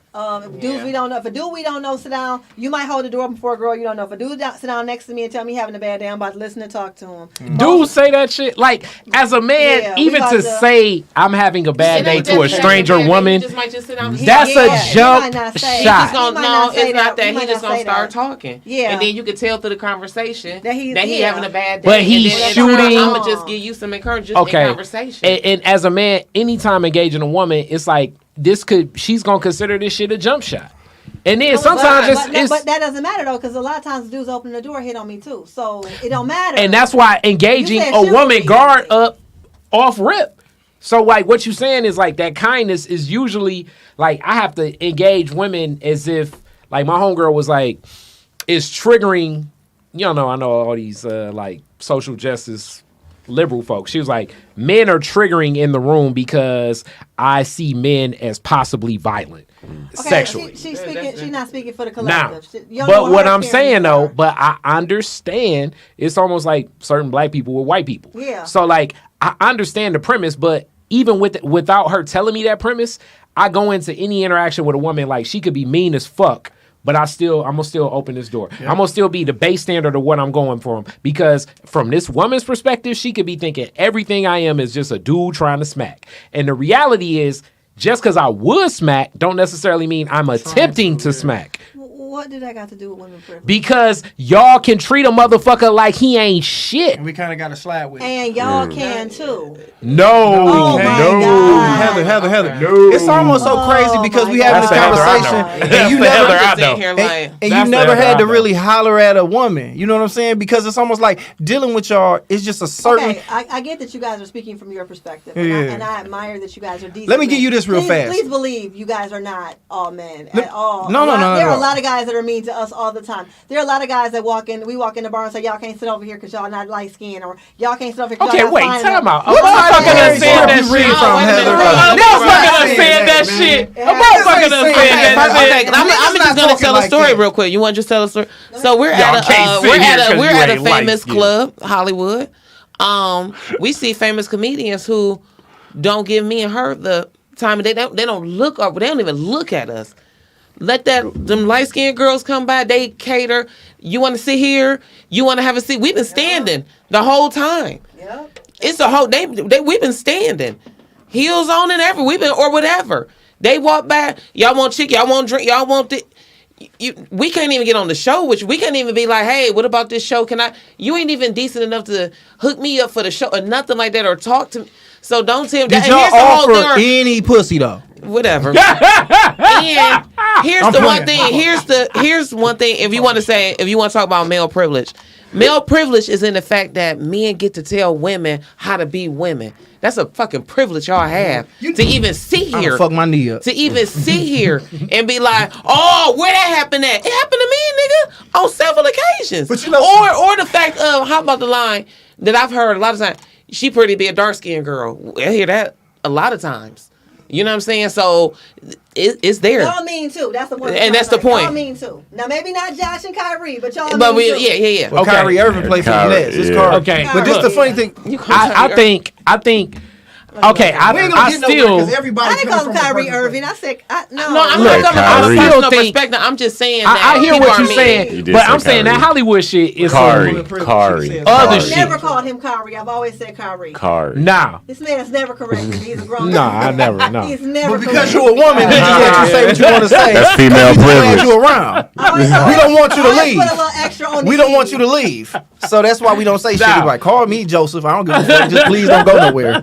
Now, I don't with know that what to call being this said, man. now with Turn here, that being Kyrie. said- He like, oh well. I Now, want some with- chili fries, Kyrie. All right, I'm buying some chili fries. My name's Kyrie. Kyrie buying chili fries. Now, with that being said, that's How very did y'all extreme. find out his name was Kyrie? Because I would like to know. Because the first day I met him, he said my name's Khary, and I was like, all right, what's up? What did he say to me? I said Khary. What did I hear? Kyrie. All I right. didn't say Kyrie. I said Kyrie. I said Kyrie.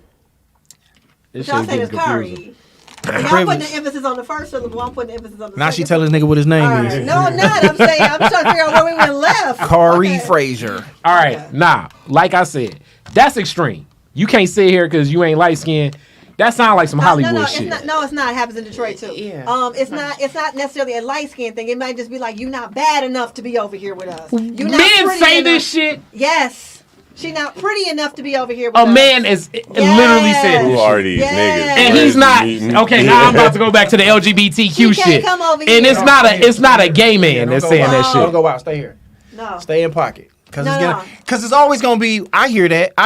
This is what I hear. You telling me you ain't never met a guy that was like, nah, them the bitches ain't bad enough to come over here. Nah, Never them bitches heard No. that. Never No. heard no I niggas don't talk- know I've never where heard no you been niggas at tell no Woodlawn, woman, yeah. fix their mouth, but like, y'all ain't light skinned, so y'all can't sit over here. No. That's just the wildest shit ever. But then Hollywood is a very weird place. Like I in said, No, it we ain't had in these Hollywood. experiences They in saying Detroit here. It's just a first. weird place. It's just No, a she's very weird saying place. that shit happened here in the D. It happened here my whole life. Like, literally, my whole life. I used to party with the Pistons and stuff. The light-skinned girls and the non-black Grant girls. Hill, the Lindsey non-black- Hunter, Chauncey Billups, y'all bullshit. Hilarious. he How trying- dare see y'all see do how it. you trying to see how you trying to age us like I didn't know what piece you talking about. You ain't talking about Grant Hill. Cade. That nigga just got drafted. Right. Hill. No, so what I'm saying is it was not it was just this kind I hope you were around with these last niggas. Who was And then you got the And you know the got the street niggas handlers. and all that. You know And how they that come in and is, if that they got a ain't- booth and they got some money, yeah. A lot of times they do hit on us. Don't get me wrong. I'm not saying every single guy. I'm just saying there are mean men. There are men being mean to women too. Okay, in every set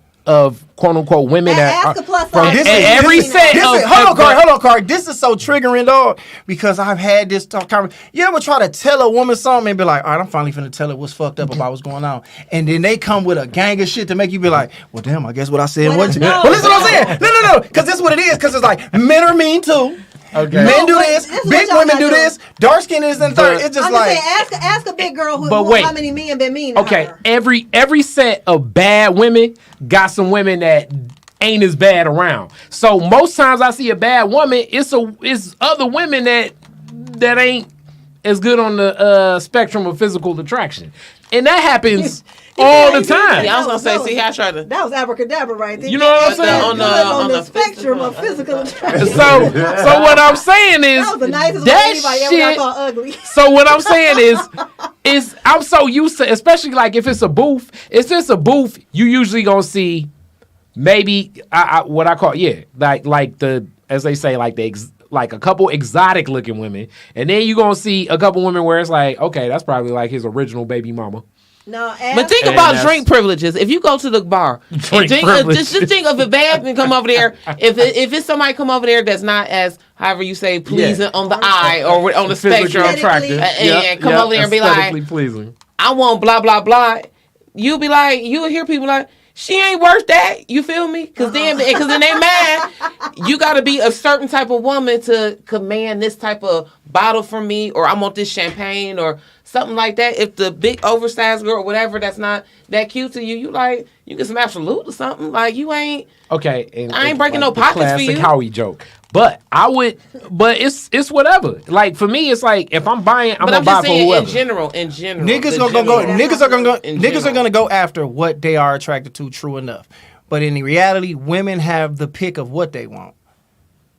I don't know. Women have the pick of what they want, and I think with that ability, I can say what I want, but I think with that ability, you want whatever, but do I get it? I can want whoever. 9 times out of 10, you go after what you want, and for the most part, y'all can get it if y'all do what y'all supposed to do.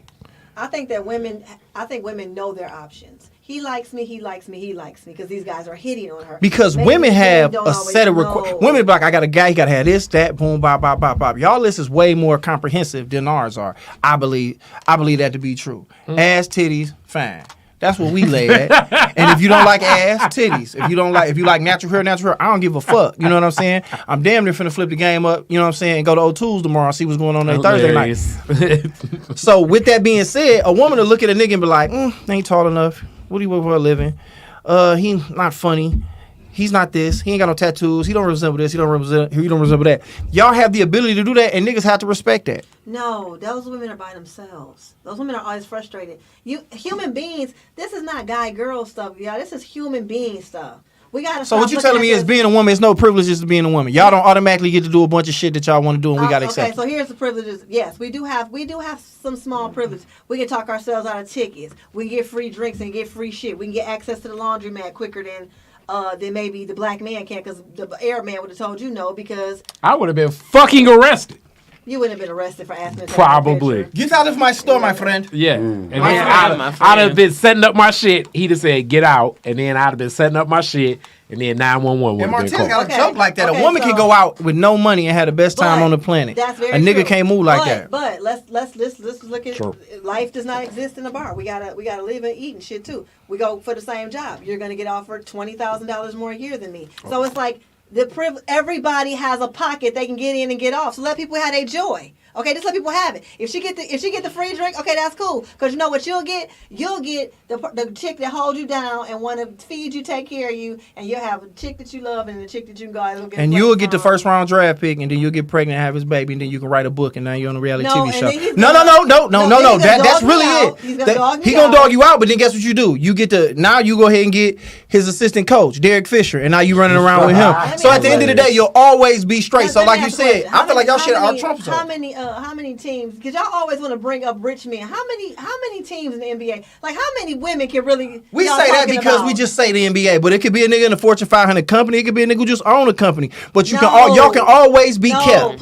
You can always be kept. Please understand that y'all can always be kept. Corporate men and ball player men do not think the same. They're not looking for the same kind of women. Yes, they are. They're looking for women that they are attracted to and that they can come in at any moment in time because they can take care of whatever the baby, whatever come out. So it ain't got to be basketball player. This nigga can be an astronaut. But at the end of the day, you get to pick of the litter of the top nigga if you want to. The astronaut, the accountant. But basically, what he's saying, wait, this is what he's saying, wait. So I may make $20,000 more than you, but I gotta work for mine. At the end of the day, you wouldn't have to if you don't want to. That's real obtuse, Josh. Okay, wait. But what he's basically saying is, what he basically saying is this.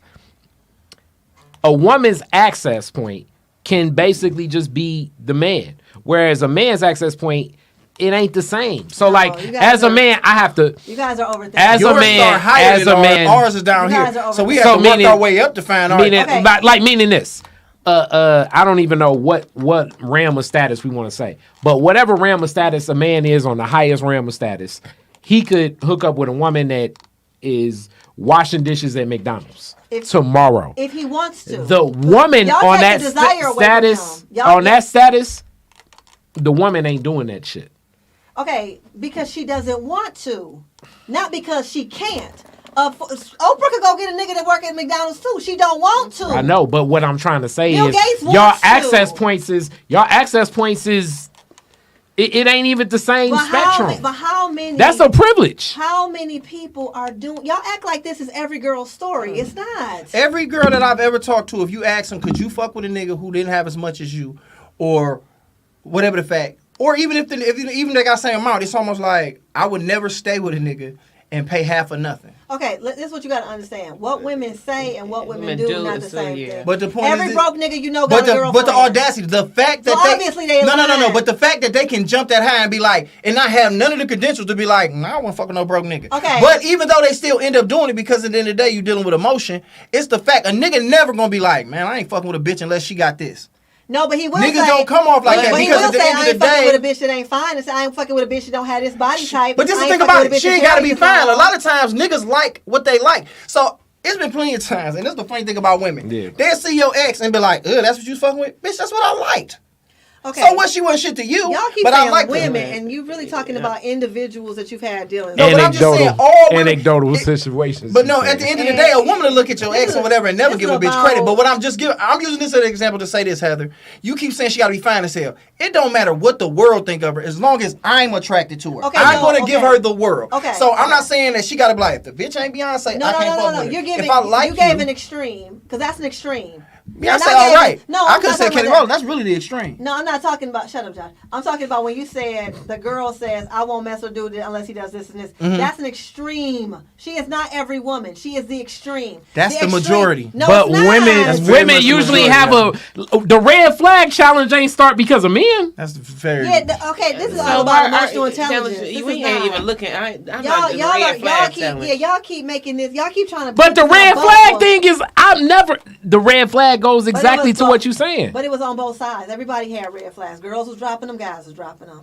In response to what women were saying. Niggas don't trip on flags. It's enough. But that doesn't make it right. Maybe you should. Red flag for us is instant replays. I mean, let me see. That's how y'all end up with crazy big money.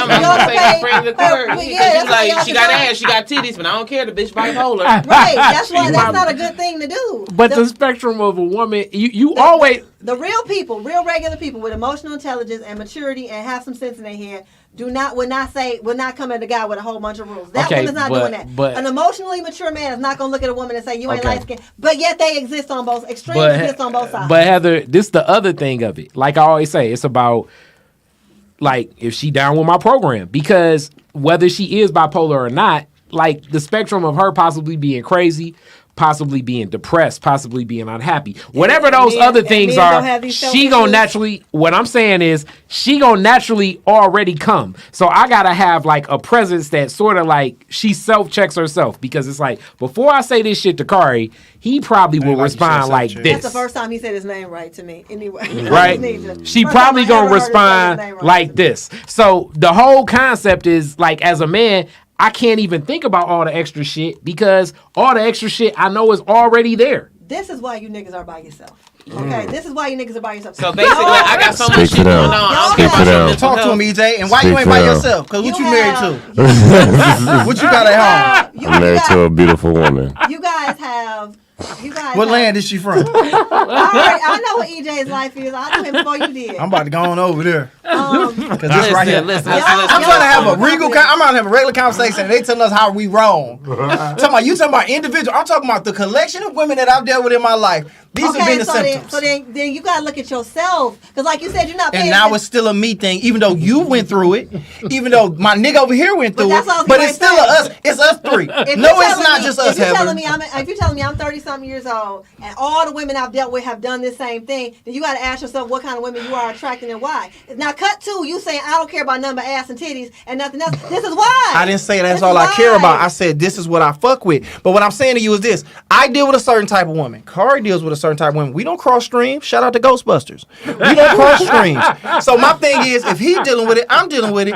If Joe Blow dealing with it, it's like, maybe it's just women run off the same software. No. Maybe you guys are looking for the wrong things up front and you're using... I wish we could do some Freaky Friday shit so you could date a bitch for a month. You're using I wouldn't date nobody you ever liked. For a month. I guarantee you. For a month. I guarantee you I'd have read her in 5 minutes. For a month. The point is this: even if you didn't, the ones that you would be attracted to, you would come up here and be like, Josh, I'm so motherfucking sorry. I had a dick for a month. I went and got a totally different type of bitch, and I see what you saying. Yeah, that's what I'm telling you. Regardless of what I choose to date, I guarantee you would not. No, you would not. No, you haven't had one yet. I do have a healthy relationship. You just said you got a couple niggas. Oh, my bad. Damn it. Look, no. Yeah, that just threw some shade. My bad, Boris Kojo. All right, look.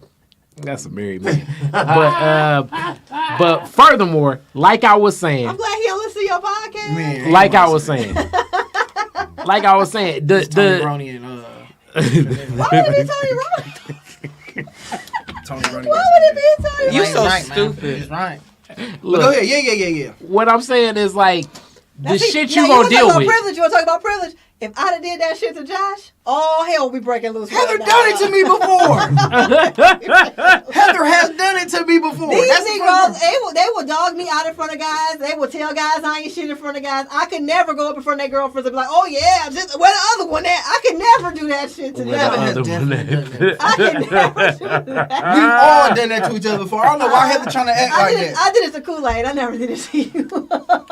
Okay, I did do it to Kool-Aid though. But what I'm saying is, getting with a woman, you taking on a lot. I'm telling you that, Mel, you taking on a lot because so offensive when you say this to them, though. You like here go the classic. Here go the classic example. The classic example that I always give. Okay, holidays coming up and holidays really coming up. Okay. Thanksgiving. Okay. Moms.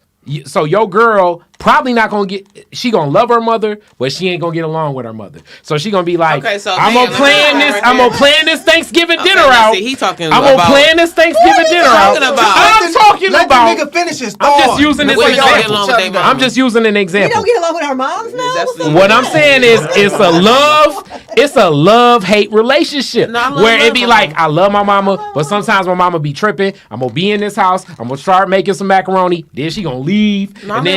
And then she gonna want to go back, and then the mama gonna end up calling you, and you gonna be like, "What the fuck is going on?" Okay, that's and she gonna be like, "You gotta pick up kids." It be chaos. And as the man, you gotta walk in here. You think this is everybody's Thanksgiving? You really think this is everybody's Thanksgiving? No, I'm just giving an example. Mothers and daughters. You really think this is everybody's Thanksgiving? No. But what I'm saying is this. Seeing the mama coming and the kids is crazy. Yo. And I was like, hey, Maureen, get the hell out of my face. And you like, Tamika, I hate you. And you like, who's Tamika? It's rare that you go through a black Thanksgiving, at least that I've seen, where you ain't got like some grandma sitting in there like, look, y'all motherfuckers gotta leave. Because of all of the other underbelly pressure. Not at our So what I'm saying, it's just an example. But it just be other family shit. It be drama. It be, I know. Okay. All right, bad example. But it's a classic example of shit that like, as the man, you be in situations between family, friends, my fucking coworkers, the stress that be going on. As a man, I would never the stress I deal with work. I would never bring that to my woman. You can't bring it. I would never bring that to my woman. We taught not to give up all that kind of shit. We taught to my woman all the time. We taught to that though. That's just fucking dumb. We taught to. It's just innate in us to not bring stress your way. If you haven't, that's crazy. I was gonna say that's crazy that people don't bring stress. What do you think marriage is? And my parents argue about money, mortgage, foreclosure. What the hell you think people? Exactly. What do you think it is? What I mean when I say it's your fault. Negroes, you don't got to bring stress. You're going into the relationship saying, I'm not gonna tell her what I'm going through in my life. EJ, do you tell your woman what you're going through? She know every single thing. Thank you. Y'all sit up here because white women more receptive to our feelings. It's not. Put the camera on me. But then you would be mad if I be like, and the white man know how to communicate better with me. We wouldn't care. Just go ahead and be happy. I'm happy with my white woman. You happy with your white man? Shut up, Josh. I would say, tell little silver fox. You already with Richard Gere and shit. I think. I mean, it be. They don't get we dating so them, bro. Many. They don't care. They don't get that. They don't have it figured out. And the thing is, we just trying to get y'all to see what it is we deal with. I'm trying to tell you. And I'll just say deal with the things that we go through. I don't know about the Thanksgiving shit. But that was wild. That's a wild ass Thanksgiving. But the family factor, it be family, it be coworkers, it be friends. I done been in relationships with women being like, my friends left me out because they ain't want to invite me to the brunch, and I feel like they ain't being real with me no more because she got a new friend in the friend circle, and I don't like the new friend. And I'm listening to this type of shit. This ain't real. What he's saying, he's being real. She being honest. She coming telling you about her life. You choose not to tell her about yours. She chose to tell you about hers. But what am I supposed to do with this information? She thought y'all were close. But she what? didn't No, know. Heather. But what is he supposed to do about you and your homegirls? Nothing. Listen. That you telling me this story about, but then you gonna be with these bitches the next day talking about another bitch, and it's gonna be a group of y'all. What am I supposed to say when I hear this story all day, every day? When do I have time to tell you that? Yeah, I'm a little fucked up. I'm a little tired. I got shit going on at the job. My dick ain't getting as hard because I'm stressed out. I've been taking the honey packs out of my head just so I can fuck you, but I'm stressed out and I can't do it. I don't know what's going on with me. When can I open up and tell you that? When you sitting there talking about team lead number 3, so I'm on team lead number 3, and we got to sign these union papers, and then I got to go back, and then my man here got the parts, and he put the door on there wrong, and I'm like, why you ain't got the sandwiches they still ready? Ain't even hear what we and said. it's just like, it's almost like what we said don't even matter. Put But the camera on me. but It's you almost can like say, what we but the said don't point even I matter. hear you. This is what you do. You say, excuse me, baby. You say, excuse me, baby. I want to tell you about my day. And she's going to shut up and listen to you about your day. Talk about your day. Oh my God. That's what you're going to say. No. You're going to say, excuse me, babe. You know what you're going to do? You're going to lead. Because that's We ain't got no liquor, dog. Y'all want to leave, right? Downstairs. You're going to say, hey, babe, this relationship with your friend seems a little toxic. Maybe you should take some time to figure out if you really want to be your friends. Because it seems like you guys are saying the same thing over and over again. Imagine if I say that to a woman. I can. What you think? You think she gonna take? You like think that? I'm gonna tell my woman that her friends is toxic? No, I didn't say tell her friends toxic. I said the relationship seems How is she gonna hear that toxic. shit? Well, this been my friend since the playground, and Okay. and So then, okay, that's she'll listen to fine. her about you.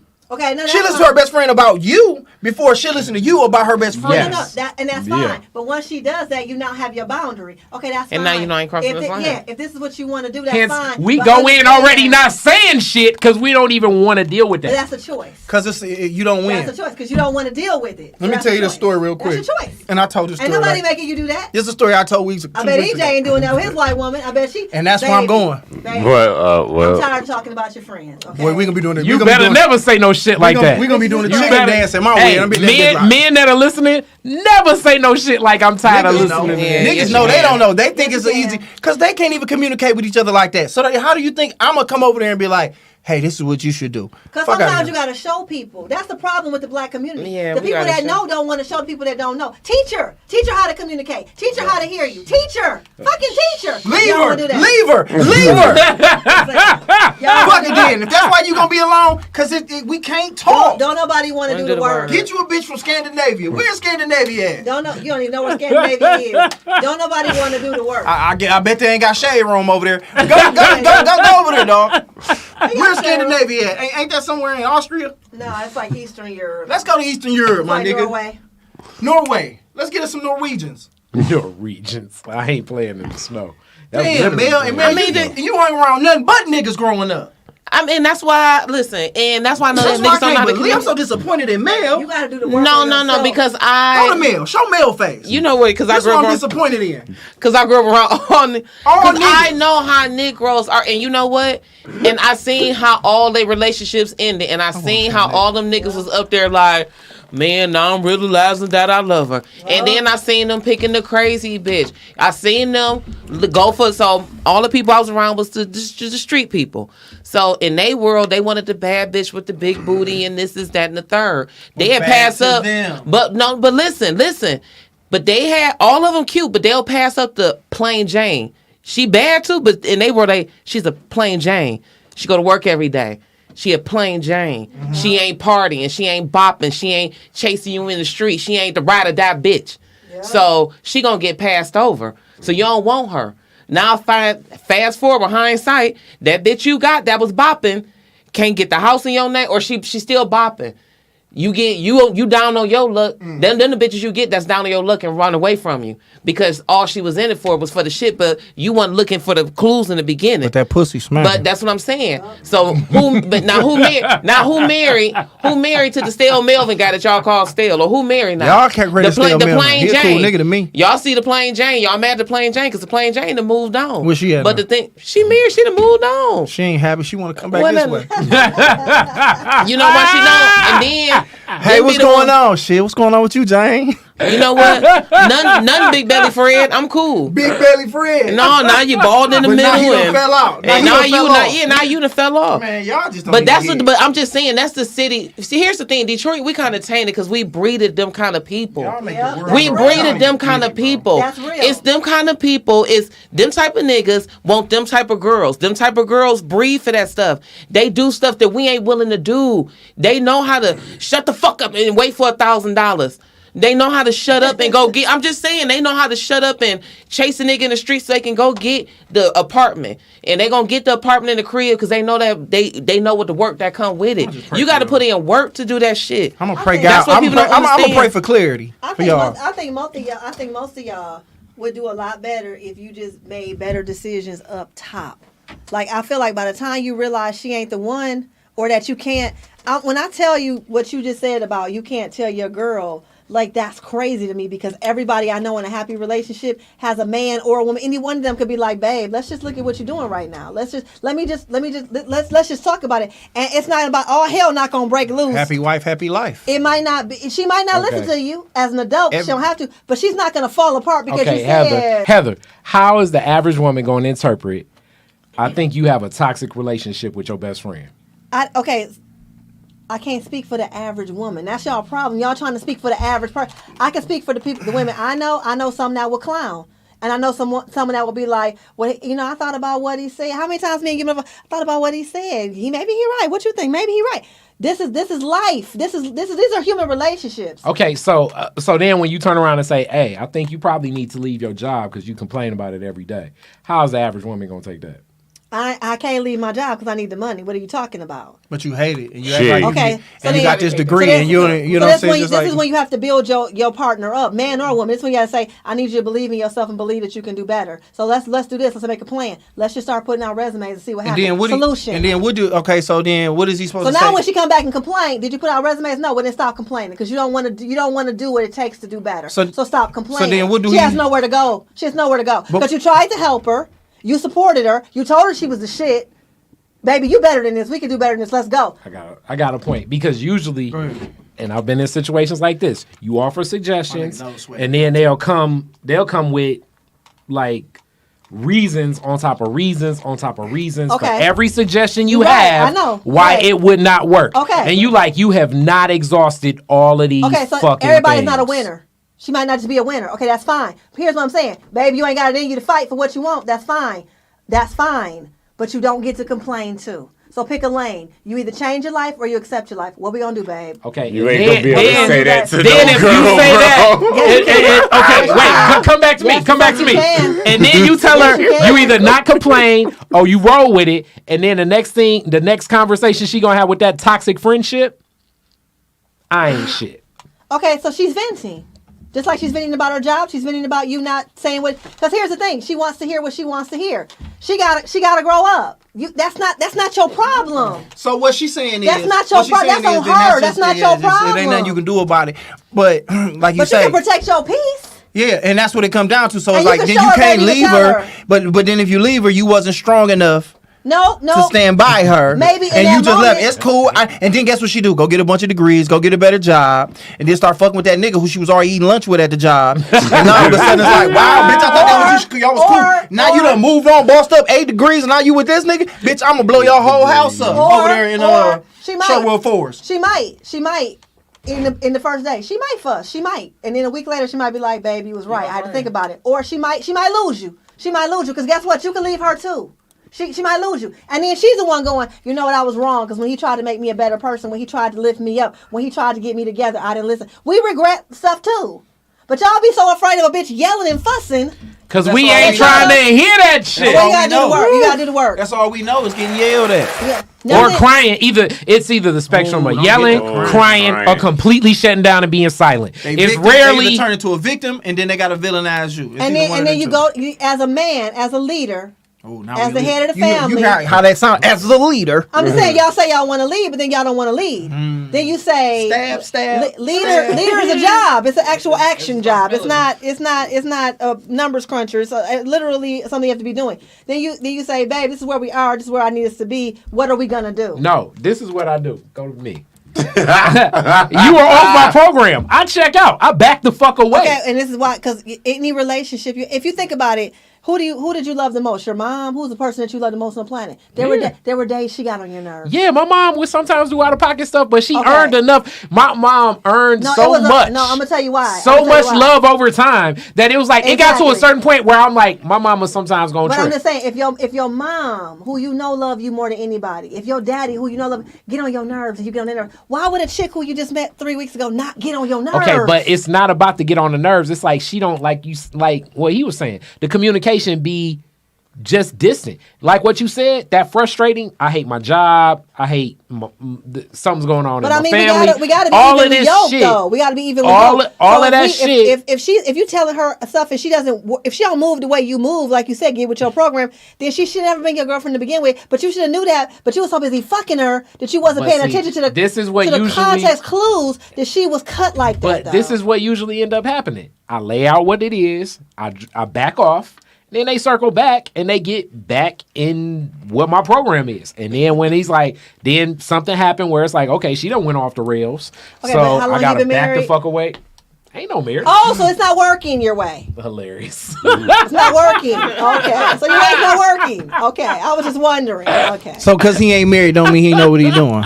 No, I'm saying his way not working. I'm saying we all need to do better. Yeah, we all need to do better, man. Y'all just gotta understand. Everybody gotta stop doing this shit, this finger pointing shit. That's really what it is. Y'all just gotta understand y'all be wrong as fuck, man. Y'all gotta change y'all ways. Because y'all talked us into biting the apple and now look at us. COVID, gonorrhea. Josh got 17 baby mamas and I have 2 beautiful women in my life that have given me 2 beautiful little girls. I said, Josh, how your kids? So he said, all of them. I said, how many? Well, there's more than one, so it's all of them. All of them. All of them. Both of them. All of them. They got big personalities. They wonderful children, and I'm gonna game them up so that way they don't be tripping like y'all. Oh no, that's when y'all go. That's when you gonna learn. That's when you gonna learn something. Shit. That's my baby's when you gonna get learn off. Something. They gonna make it happen. I'm gonna be like, hey, you do the rest of them bitches out there doing.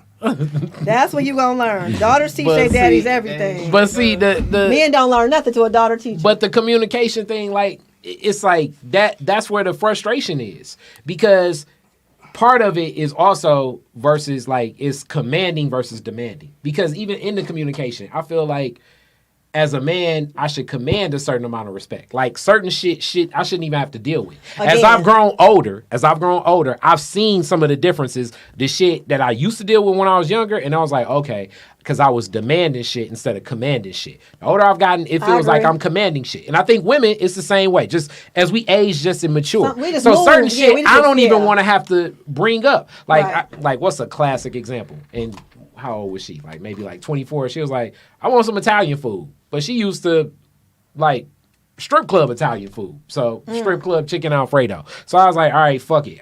Let's go to Andiamo's and shit. She didn't even have a frame of reference of what the fuck Andiamo's was. Back in the day, I would have been more demanding, like, okay, this is this and this is that. So you're going to have probably like 2 waiters, they come out and shit and, you know. But at this point, I'm like, I don't give a fuck. She get on in the motherfucker. All these white folks looking at me like, what in the fuck is this nigga doing? But I ain't care.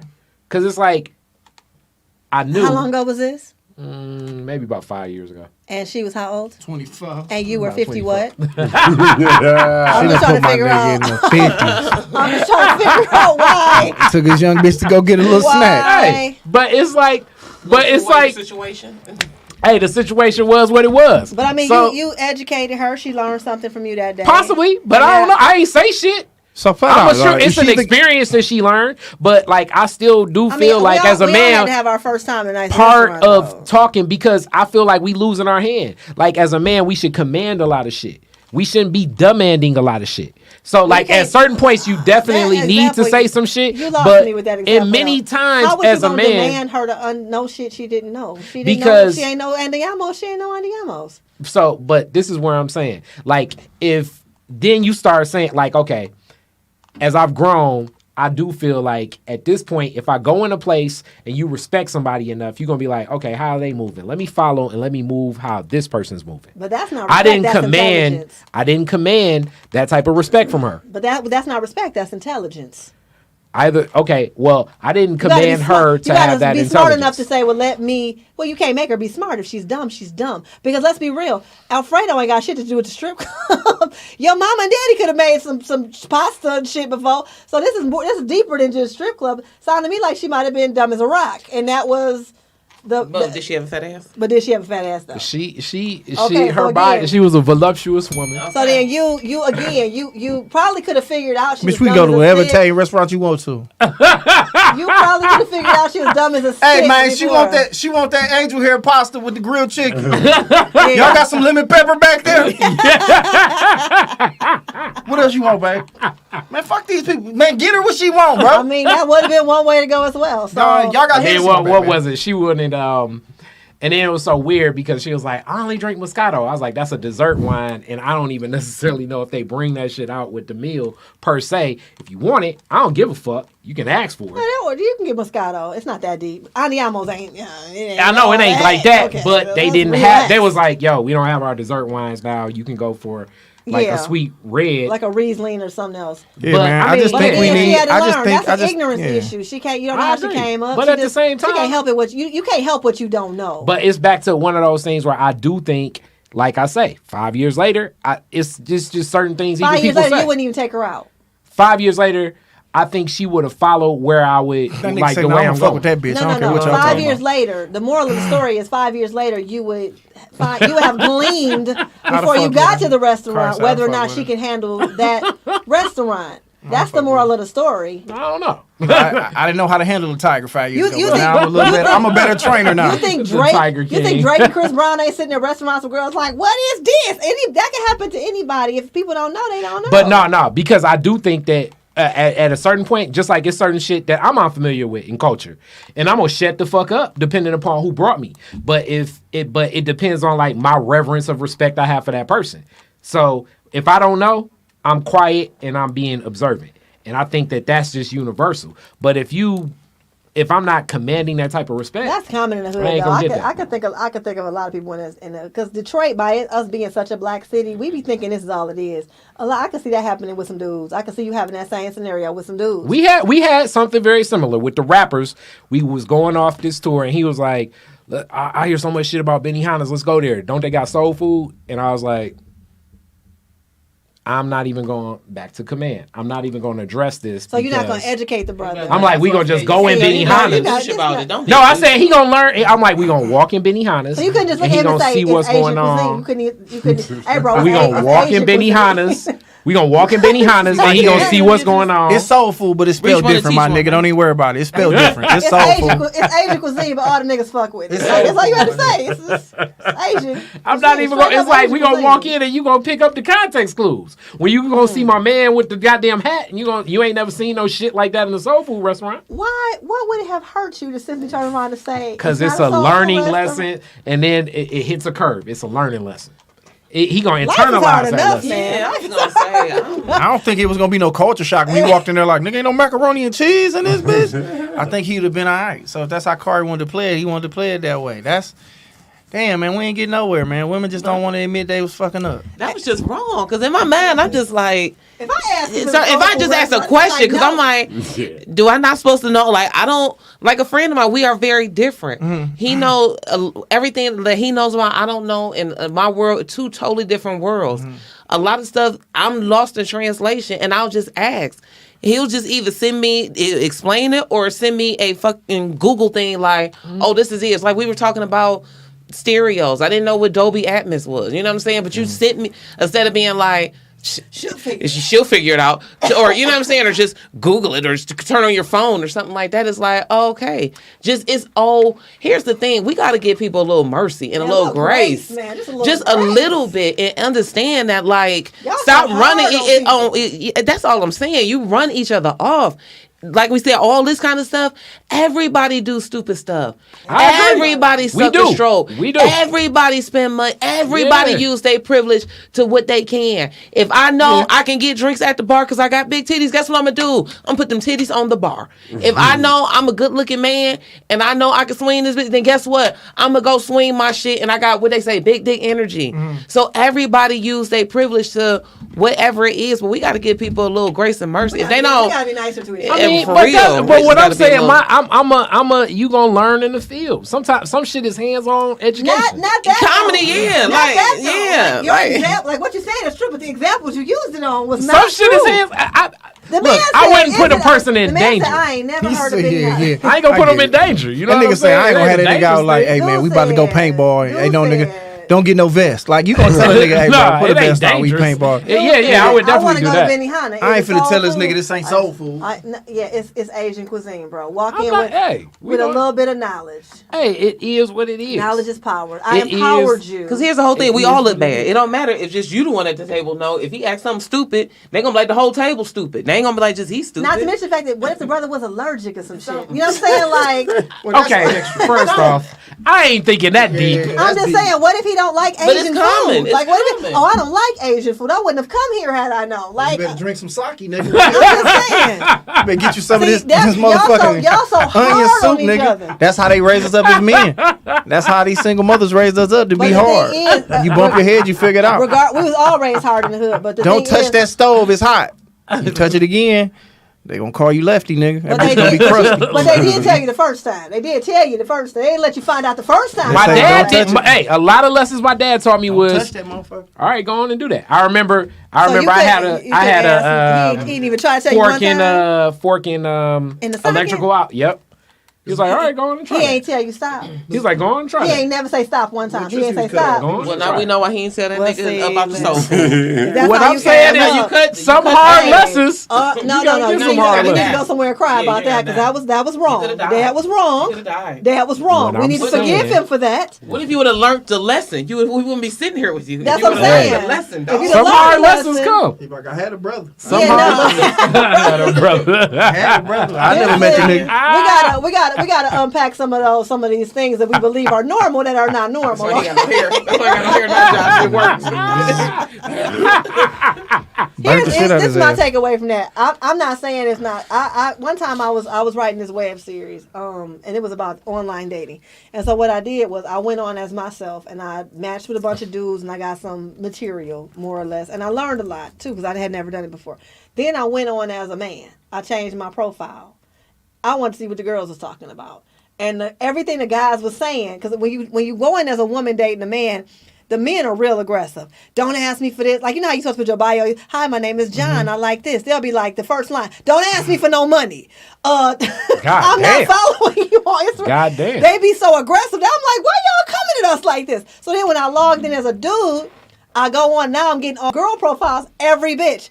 You are my cash app, and I was like, this is why because y'all are legit. I know women that will. wildin'. If you want their number, if you want their phone number, you're gonna have to hit them with the cash app first. Okay, that's terrible, and she's wrong for that. So what I'm saying is, I'm not gonna invalidate you guys by saying that there are not some crazy chicks out here. I know there are some women out here doing too much. What I'm saying is, you could avoid that Wait. by doing your due diligence up top. All right, y'all no, find out they switch. What's the crazy. due diligence? But wait, let me say Hold this on, though. What's the due 30 diligence seconds up top? in. What's You the due get diligence? to know her before you start screwing her. Once you already having sex with her, you stuck. Now you in it. If you You're find not out, stuck after you have sex, but that honestly, that's the way you find out about somebody is by you kick it with No. them and you do all that. If you sit up in the beginning and like, who is this person? You're not gonna learn a motherfucker like that. You Josh. gotta learn somebody over time. If I'm Josh. fucking somebody, I'm usually fucking them for a while. Josh, you know me. We've never had sex, but you know me because we spent time together. We talk. Nah. He knows you as a friend and comedian. Oh no! That's totally different than fucking with somebody on some Make intimate no shit. mistake about it. If my boyfriend came in here right now and said, "What would have to do in this situation?" I bet you Josh could tell him before my boyfriend could because my boy Josh knows me. He knows me. But this the difference. This the difference. Y'all don't have This that the difference. This relationship. the Yeah, we difference. do. Yeah, we This do. the That's- difference. that's This what the y'all difference. understand. The root word of This the boyfriend is difference. friend. I'm trying to This tell the y'all. difference. This the difference. And I always say this is that like okay, like my sister. Let's just take it here. My sister and whoever she's dating. All I can say to that nigga is, hey, bro, don't ever beat her ass and don't ever steal and none of the other shit. But I can't really spaz on this nigga because I don't know what it's like to date my sister. If you know what I'm saying? So at the But end you of know the your at the end of the sister. day, this nigga got a different understanding of you that I would never. Okay. We cool, but y'all got some other shit going on that I can never tap into. If he came in here and said, "Hey, I think Heather stole some money out of my wallet and took my car off for a joyride," you would be like, "No, that's not Heather." No, that's base level shit. But But it's other that's shit. That's But it's important other- shit. That's but my character. That's just, that's but who that's I base am. level. Outside of that, when a nigga hit you with that dick and hit the bottom of your shit, and now your whole shit is tripped out. Some niggas out here dropping them off like but that. you know what, But though, I'm Josh, saying you got to is- make the distinction because having a brother. I have to talk to my brother. He'll tell me a story. His girlfriend will tell me a story. And I have to be two different people. I got to be your sister. And I gotta be a woman. Yeah. Because at the end of the day, I'm a woman first. And my brother did some fuck shit. That's what I'm saying. My brother did some fuck shit. That's what I'm saying. That's just But you is do what gotta it is. understand that it's But a I difference. But your brother understand. two different people too. He's your brother, and, But I can understand, and that's his bit, his but- girl. I mean, I know that's his girl, but here's the whole thing. So you don't know you don't know the boyfriend version of your brother. But that's why I'm about to say it's different. At the end of the day, it's some characteristics of him that's gonna be the same. Exactly. At the end of the day, and I know my brother. ones that I know my matter. brother is selfish. Yeah, so I know my wait, brother. time Here's out. the thing. Time out, though. Wait. Let me just say this. Let me say this. Okay. If I know my brother is selfish with us, with just say money. Then and she be like, he's selfish with his time. Selfishness is in that nigga character. It don't mean that just because that's my brother, the nigga just selfish. If the nigga self-centered, it don't matter how he's self-centered. The nigga just a self-centered person. And if a whereas- person is honest And that's and it. straight And that's all up, that is. I- That's how they're going to. Okay, things okay. that matter- Two things I feel, and this may be definitely something where I know y'all gonna be like, this is why me and in the situation. First off, whatever the fuck the play you used to run and all that shit a woman say, because the woman do got a long list. I feel like when we start rocking, all that shit out the window anyway, because you gonna follow whatever my lead is. So it's like I really don't even give a fuck. All them signs of like the shit she say that could be crazy, that shit going out the window, because I assume that as long as the shit don't bother me, we good. It's when the shit starts line stepping and bothering me that we got a problem. But those elements of her personality are going to, if she's showing you who she is, and you're saying it doesn't bother me because it's this situation, but it's the same part of her personality that's going to fuck you over in 3 months, then you were there, you just didn't care. Okay. So again, you brought that on yourself. So like for instance, I don't even want to give no more stories, but shit, damn near calls Just for a make story. sure she's above the age of... She above. We Can was she damn near the run? same age. Okay, We was can she damn near run the for same president? age. Okay. So money management was tough with her, Okay. right? So which kind of was a sign to me of two things. One, I need to step in a row, kick her down some more cash, and then also step in and be like, all right, just know if I give her some bread, she gonna blow some of that shit. You know what I'm saying? Because she was like, I need boots for this. I need new shit for this. It was like, it wasn't just like buying one pair of shoes. It was like, I need work shoes. I need hangout shoes. And a sorority. I need sorority sister wearing shoes. So you ain't want to help her with money management. So as far as I'm concerned, it's like, I'm going to give you some bread, but I had to cap it. I had to get it on my terms. This is what I can give you. And you can do whatever the fuck you want with this shit. Beyond that, I ain't got nothing else from you. But what you complaining about? So to me, that's my terms. But at the same time, she still had poor money management because it still was getting down to the point where she damn near got evicted. You know what I'm saying? Why you ain't help? But you just putting a Band-Aid on nothing. Here's the thing. You don't want to solve the problems. You don't just wanna do the work. You don't want to do the work. You don't want to do the Everything work. you're saying, you don't want to tell the nigga with a Benihana is. You don't want to tell the girl about the damn pasta. About the pasta. You want to just throw money at somebody that got fucking bad money management and then mad when she getting evicted and she need all these. No, I wasn't. Because I mean, I'm mad, but I'm just saying, brother, you got to do the work. But the work is And here's the thing, and this is just as not even in relationships, just as a friend. Here's the thing, I'm reading a book called Relational Intelligence, and it's a very good book because it kind of breaks down how do we view, because sometimes we have people in the wrong spaces in our life, and we giving them the wrong. And you might have somebody right here, and they don't need to be there. And you now need to put them over here. And we calling people friend. Like, you need to give some people criteria. Can they lean on you like you can lean on them? Can they be, you know what I'm saying? What's their character? What do they do? Like, all this other kind of stuff. Like, you got to, but I'm just saying, because at this point in time, you just don't sound like a good friend, brother. Everything. No, wait. Let me say this though. Let me say this though. On the. Look up what Khary mean. Okay, now look. on the flip side of shit, what I'm saying is, it's this because motherfuckers be emotionally exhausting. So I set a cap at where I'm gonna go as far as this. See, and if you gonna lay and fester in this shit, I'm not the motherfucker. I've been in therapy. It's still there, brother. You gotta write that out because the pain's still there because you're still there. I feel you about the emotion because I'm the same way. Here's the difference between me and you. Kingly and thoughtful. she wouldn't have been my girl, flat out, because I can't be with somebody who's going to exhaust me to the point that I can't give them my best self. If I can't give you my best because you exhaust me, then I can't fuck with you. You trying to bargain how these people are in your life. I bargain, but that's And where this I is mean, not- but this as not a where man, quality I'm making the relationships come decision from. at the margin how I engage, even with the shit I do for my personal self, You could- but that, again, I'm bargaining. So maybe you need to stop that as well. That's what I'm saying. Maybe you need to dig a little deeper. I can't go 100 with everybody, because if I go 100 with everybody, It's not everybody, it's you're your gonna girlfriend. see everything. This Even your my partner. woman, even with my woman, I can't go 100. She should be getting the best. She should. She is getting the best version that I can give her. Okay. Because because in a relationship, you're not- intelligence. I'm but playing. Let me just say I'm something real playing quick. to my All right. level of the It feel competition. like they Yeah, whooping your ass. But man. here's the thing. I'm Let's just saying this before I let it go. Hold on, man. Because it's like Khary was saying something. And I'm like, damn, Khary, I can't really lane with that shit you saying.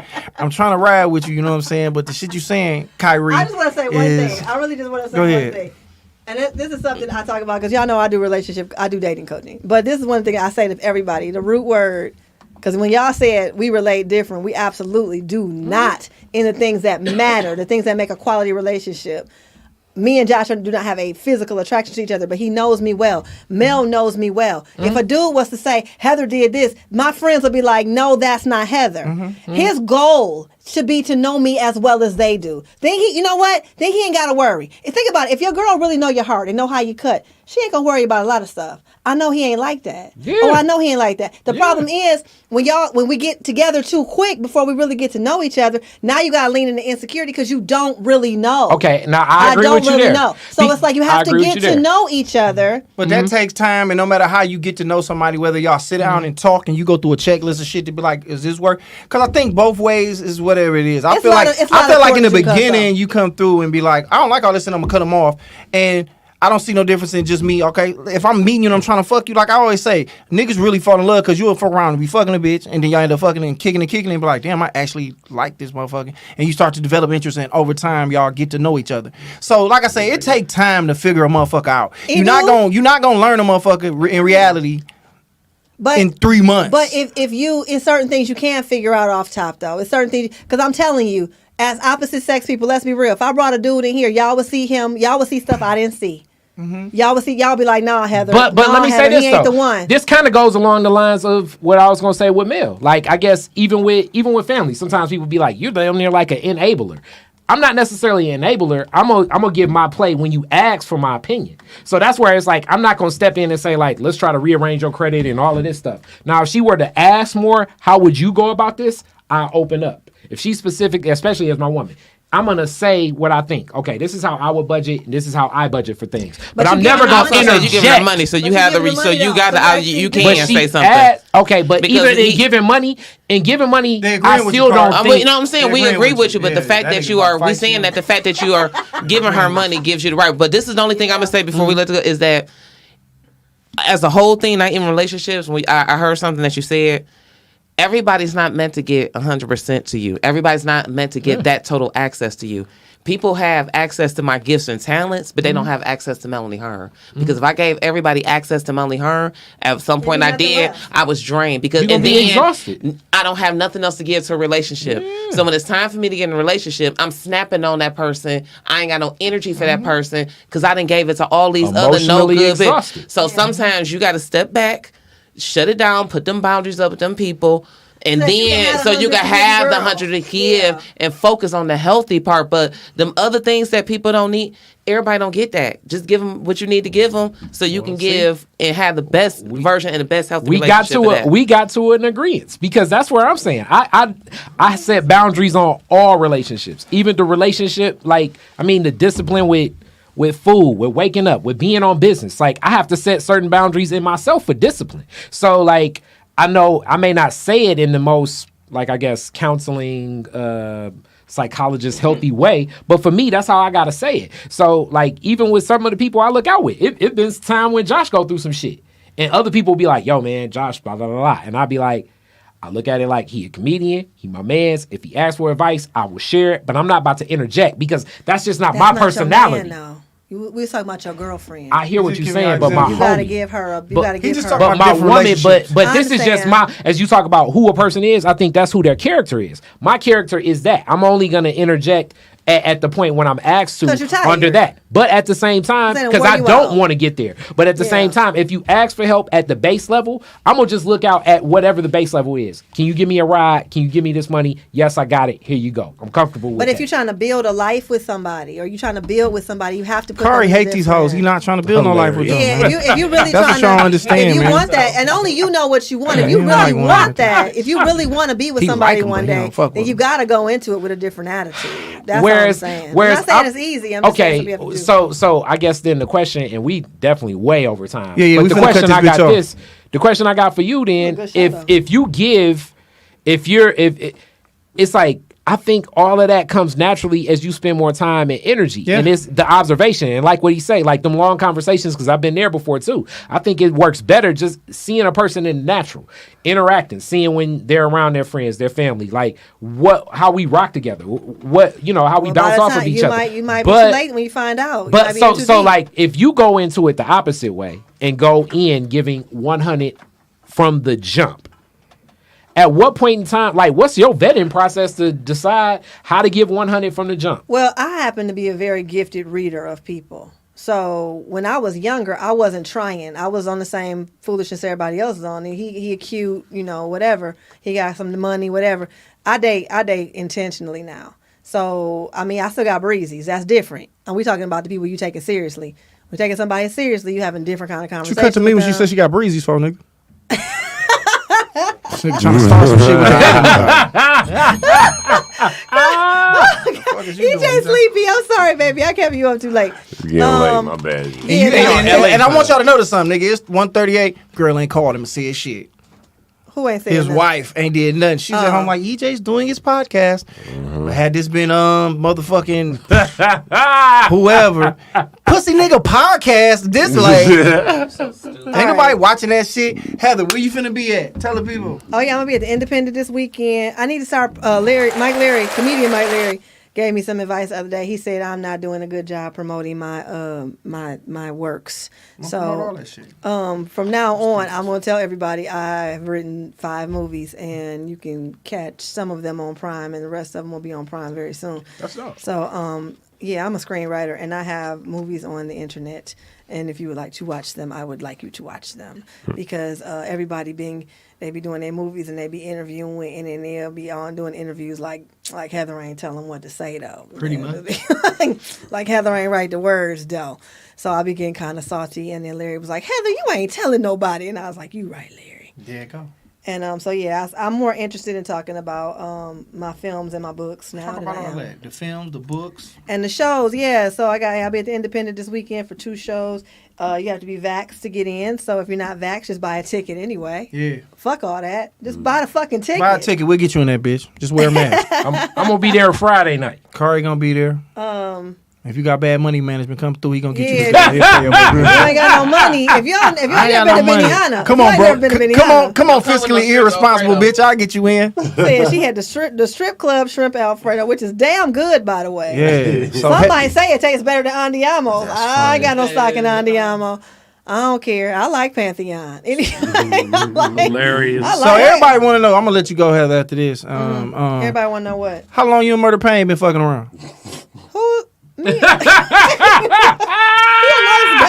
He a nice guy. Mr. I don't know. 211. I'm trying to start some McGraw controversy Ave. What? to get the motherfuckers to their show.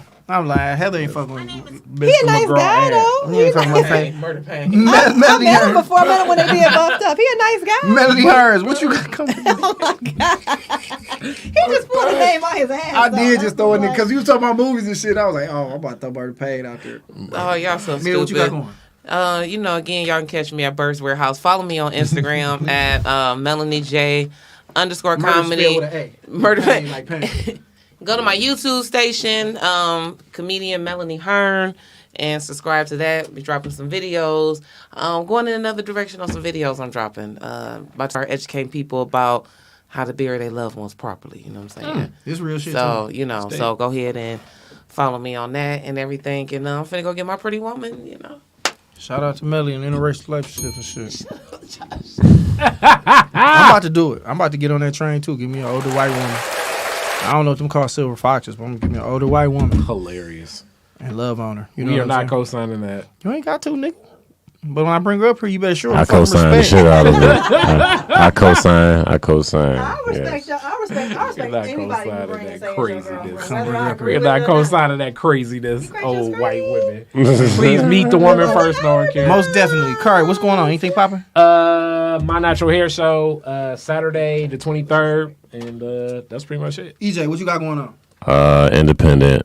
Friday and Saturday. Heather's there this weekend. We can't wait. We double down on it. Y'all be there, man. Thank y'all for tuning in again. You know what I'm saying? They pulled Murder Pain up. Murder Pain, y'all. Go holler at Murder All right, Pain. now I'm This- about to tweet. Let's get some shit started. About to tweet. I got a crush on Murder Pain. yeah, Murder Come Pain on, and Heather y'all. J been out here fucking around. They was at Sweetwater last weekend. That's what the little hookups go on. Niggas been Sweetwater across the Let's street go, from let's go. from St. Andrews. Yeah, man. I don't know. Do you want to say something about Ricardo? I said something last week. I know that Thursday is the LA memorial. I don't They know gonna- anything about what's going on. I'm just here. saying, say anything about him, like you know what I'm Oh, saying. I talked about it last time, and we get out of here on that. It was devastating loss to the community. Yeah. It's always something kind of when we lose people we love Mm-hmm. and we see the timelines blow up and then you realize just how much they were loved. Because I really think Ricardo broke Facebook, but did they know? Did they know how much we love them? No, You know what I'm saying? I don't know. Part of me think Ricardo did, and then part of me because I can hear different conversations. He was such a wonderful person, and he looked out for me in L.A. and me and him. The epic phase on love, licked my face story. Oh, wow. Ricardo. And, And Ricardo waited to after the fact to be like, I'd have got that nigga. And I'm like, he was right there. You didn't do shit. But snuffed the shit out of Big Worm. He he was like, he said, Heather, if I'd have known. I was like, you were standing right there. Oh my God. It's like a little joke we had. So anytime I post something up, he'll be like, if I post a picture, he'll be like, ooh, Faze, I'm going to come get you.